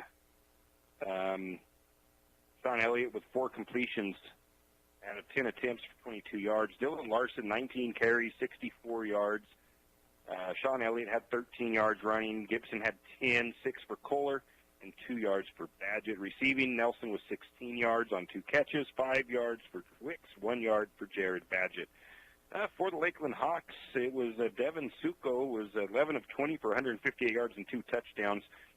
Jack Cornish, the running back, 14 carries, 108 yards and 2 touchdowns. Number 30, that was I threw away the roster.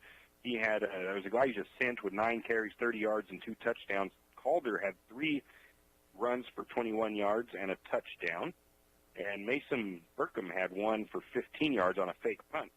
Devin Suko, the quarterback, 5 carries for 8 yards. Receiving, Waddington had 74 yards on 3 catches and a touchdown. Richie Thomas, 67 yards on 3 receptions and a touchdown. Calder had 12 yards. Huber had 5. And defensively for the Lumberjacks, Seibert finishes with unofficially 6 tackles, 2 sacks. He was the leading tackler. Trace Wicks with 4 tackles. Gibson with almost 4. He had 3.5. Badgett with 3. Adam Rouse with 3. Holder with 2.5. Dillon with 2. Larson with 2. Sean Hunter with 2. Kohler with 1.5. Wimhoff with 1.5. So once again, Lumberjacks fall 50-0 to the visiting Hawks. They fall to 4-0 on the season. They will be at Timberlake next week on Friday. The Lumberjack soccer teams, they are on the field tomorrow. They are hosting the Bonners Ferry Badgers. Noon for the girls, 2 o'clock for the boys, and it will be senior night. And then on Sunday, we'll have Seattle Seahawks football for you on KOFE. But with that being said, we are going to go ahead and wrap things up here. Send this back to this. Well, not send it back to you. We've got to get our outro, and then we'll send it back to the studio. Have a great weekend. You've been listening to another production of Lumberjack Sports on KOFE 1240 St. Mary's, your Lumberjack Sports Network. We thank you for tuning in and hope you enjoyed the broadcast. We also want to thank our Lumberjack Sports broadcast sponsors and hope you'll do the same. Without them, these broadcasts wouldn't be possible. Until next time, same as always, go Lumberjack!